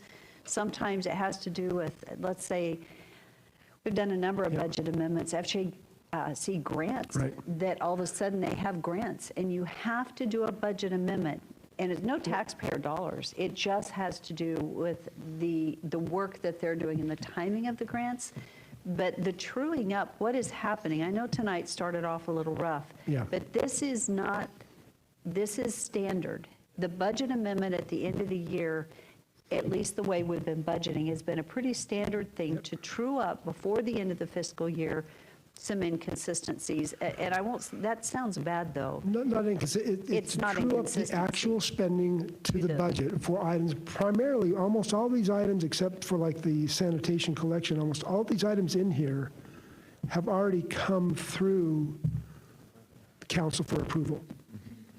And when you look at those agenda items and say will be in the second or third amendment, this is what you're seeing is your approvals from the mid-year on to this. We could technically, it's not advisable, but you could technically go and do one big amendment at the end of the year, but that's kind of not being as transparent as we should be with the public monies. Is any of these numbers, amounts, going to flow into 2026 budget? You know, that's one of the things we really tried hard to prevent, is that whatever we're putting in this amendment has to be a lockdown number. I think there were some items that may have been taking place in the second amendment that may not be fully spent. Let me give you an example. What will happen in next year, at the end of 26, we're going to come back with an amendment for you to true up all of the ARPA spend. Because we didn't put it in the budget this year because we didn't know exactly how the money would be spent, but we're required to have every penny of ARPA money spent by December 31st of 2026. So we wanted to make sure we got the split just right, so we waited until we'll wait until the public utilities has it all set in stone. That's what kind of leads this down to the delayed budgetary response in the public. So that's what we're trying to keep away from doing that. Yeah, we want to keep away from over budgeting and underspending. We don't want to put things in. And what we found, and we've had to have meetings with the departments, is this is where we need to tie the project managers closer to the finance department, not just me, but Heather and the public works, because we found the project managers are saying, I've got this project I've got to do, it's been approved in the budget, I'm going to go ahead and have them put it in the amendment, because by heavens, we're going to get to it. And then they're not thinking about budgetary requirements and deadlines. They're thinking, well, I want to start this project. They may put a budget amendment request in, and in fact, we pulled out probably about $5 million worth of requests that would have done just that, rolled over into 26. So none of the 2026 budget is subtracted to this? To this amendment, there should be very little, if any. There could be one. Let's look at the utility billing, the $100,000 in utility billing. We're upgrading the Springbrook utility billing software there. The Springbrook department, the company has been very slow to address our needs, so we have not paid them. We may not pay them this year if they can't do the project development. So this $100,000 possibly could flow into 26, but we're hoping they get everything fixed so we can pay it in 25. But with our fiduciary responsibility, if they don't get it fixed, I'm not paying that money in 25. It may have to be again in 26. Okay, thank you, Doug. Mayor, just, I don't want to open too much on this. I just go back to the final line item, amount from property tax. There's no amendments being made to the property tax. You will never have a property tax just amendment, because we set the budget once, and for property taxes, we leave it. You will never have an amendment for sales taxes. We set it and we leave it. So you had mentioned that the Family Justice Center is the cause of the $10,500 from the general fund. I think we had to pull, I think their spending was a little higher than they anticipated, and they needed $10,000 for fund. They have like $18,000 in fund balance. They didn't have enough to really, so we pulled a little bit for them out of fund balance. So explain to me why that wouldn't have come from the enterprise expense or a grant and donation expense They're bucket. not even related funds. They're not even in the same ballpark. Okay. Enterprise funds derive their revenues from fees, like water fees, utility fees. FJC has absolutely nothing to do with water fees, utility fees, billings. There's nothing to do with them. It's just listed under that column. That's why I brought it up. No. Well, you can thank the oddities of the public requirements of governmental accounting for that. Okay. Just for anybody who's listening, likely nobody, but just to flesh it out. So the look at bottom this. line items, I don't want to go into heavy detail. This is where we get complex. If you look down here and you see the $10,500, and I say, that says general government, right? And I say that's going to FJC. And you look down on the enterprise funds, and you see Family Justice Center listed in enterprise funds. Well, they are an enterprise fund, but when we supply money to them, it comes from general government to them. They also receive money from grants. We could give money from general government to the 911 fees, and we could record the 911 fees going up down in enterprise funds and then a corresponding offset in general government, if that's where the money was coming from.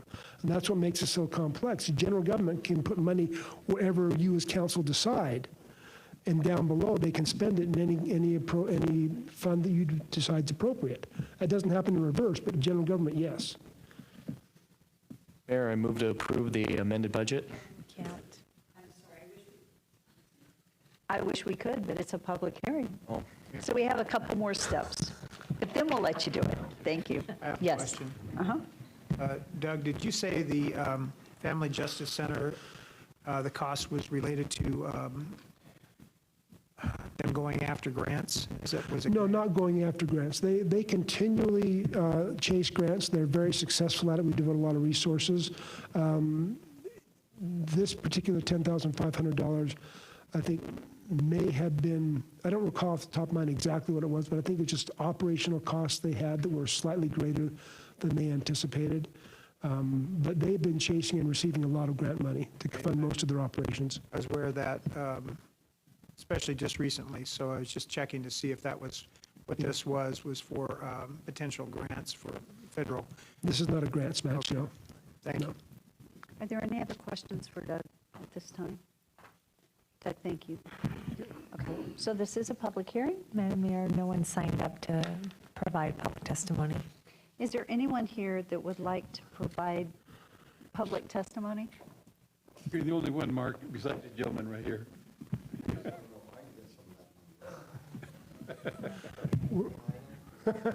We're trying to control the costs, so I'm sorry, but no.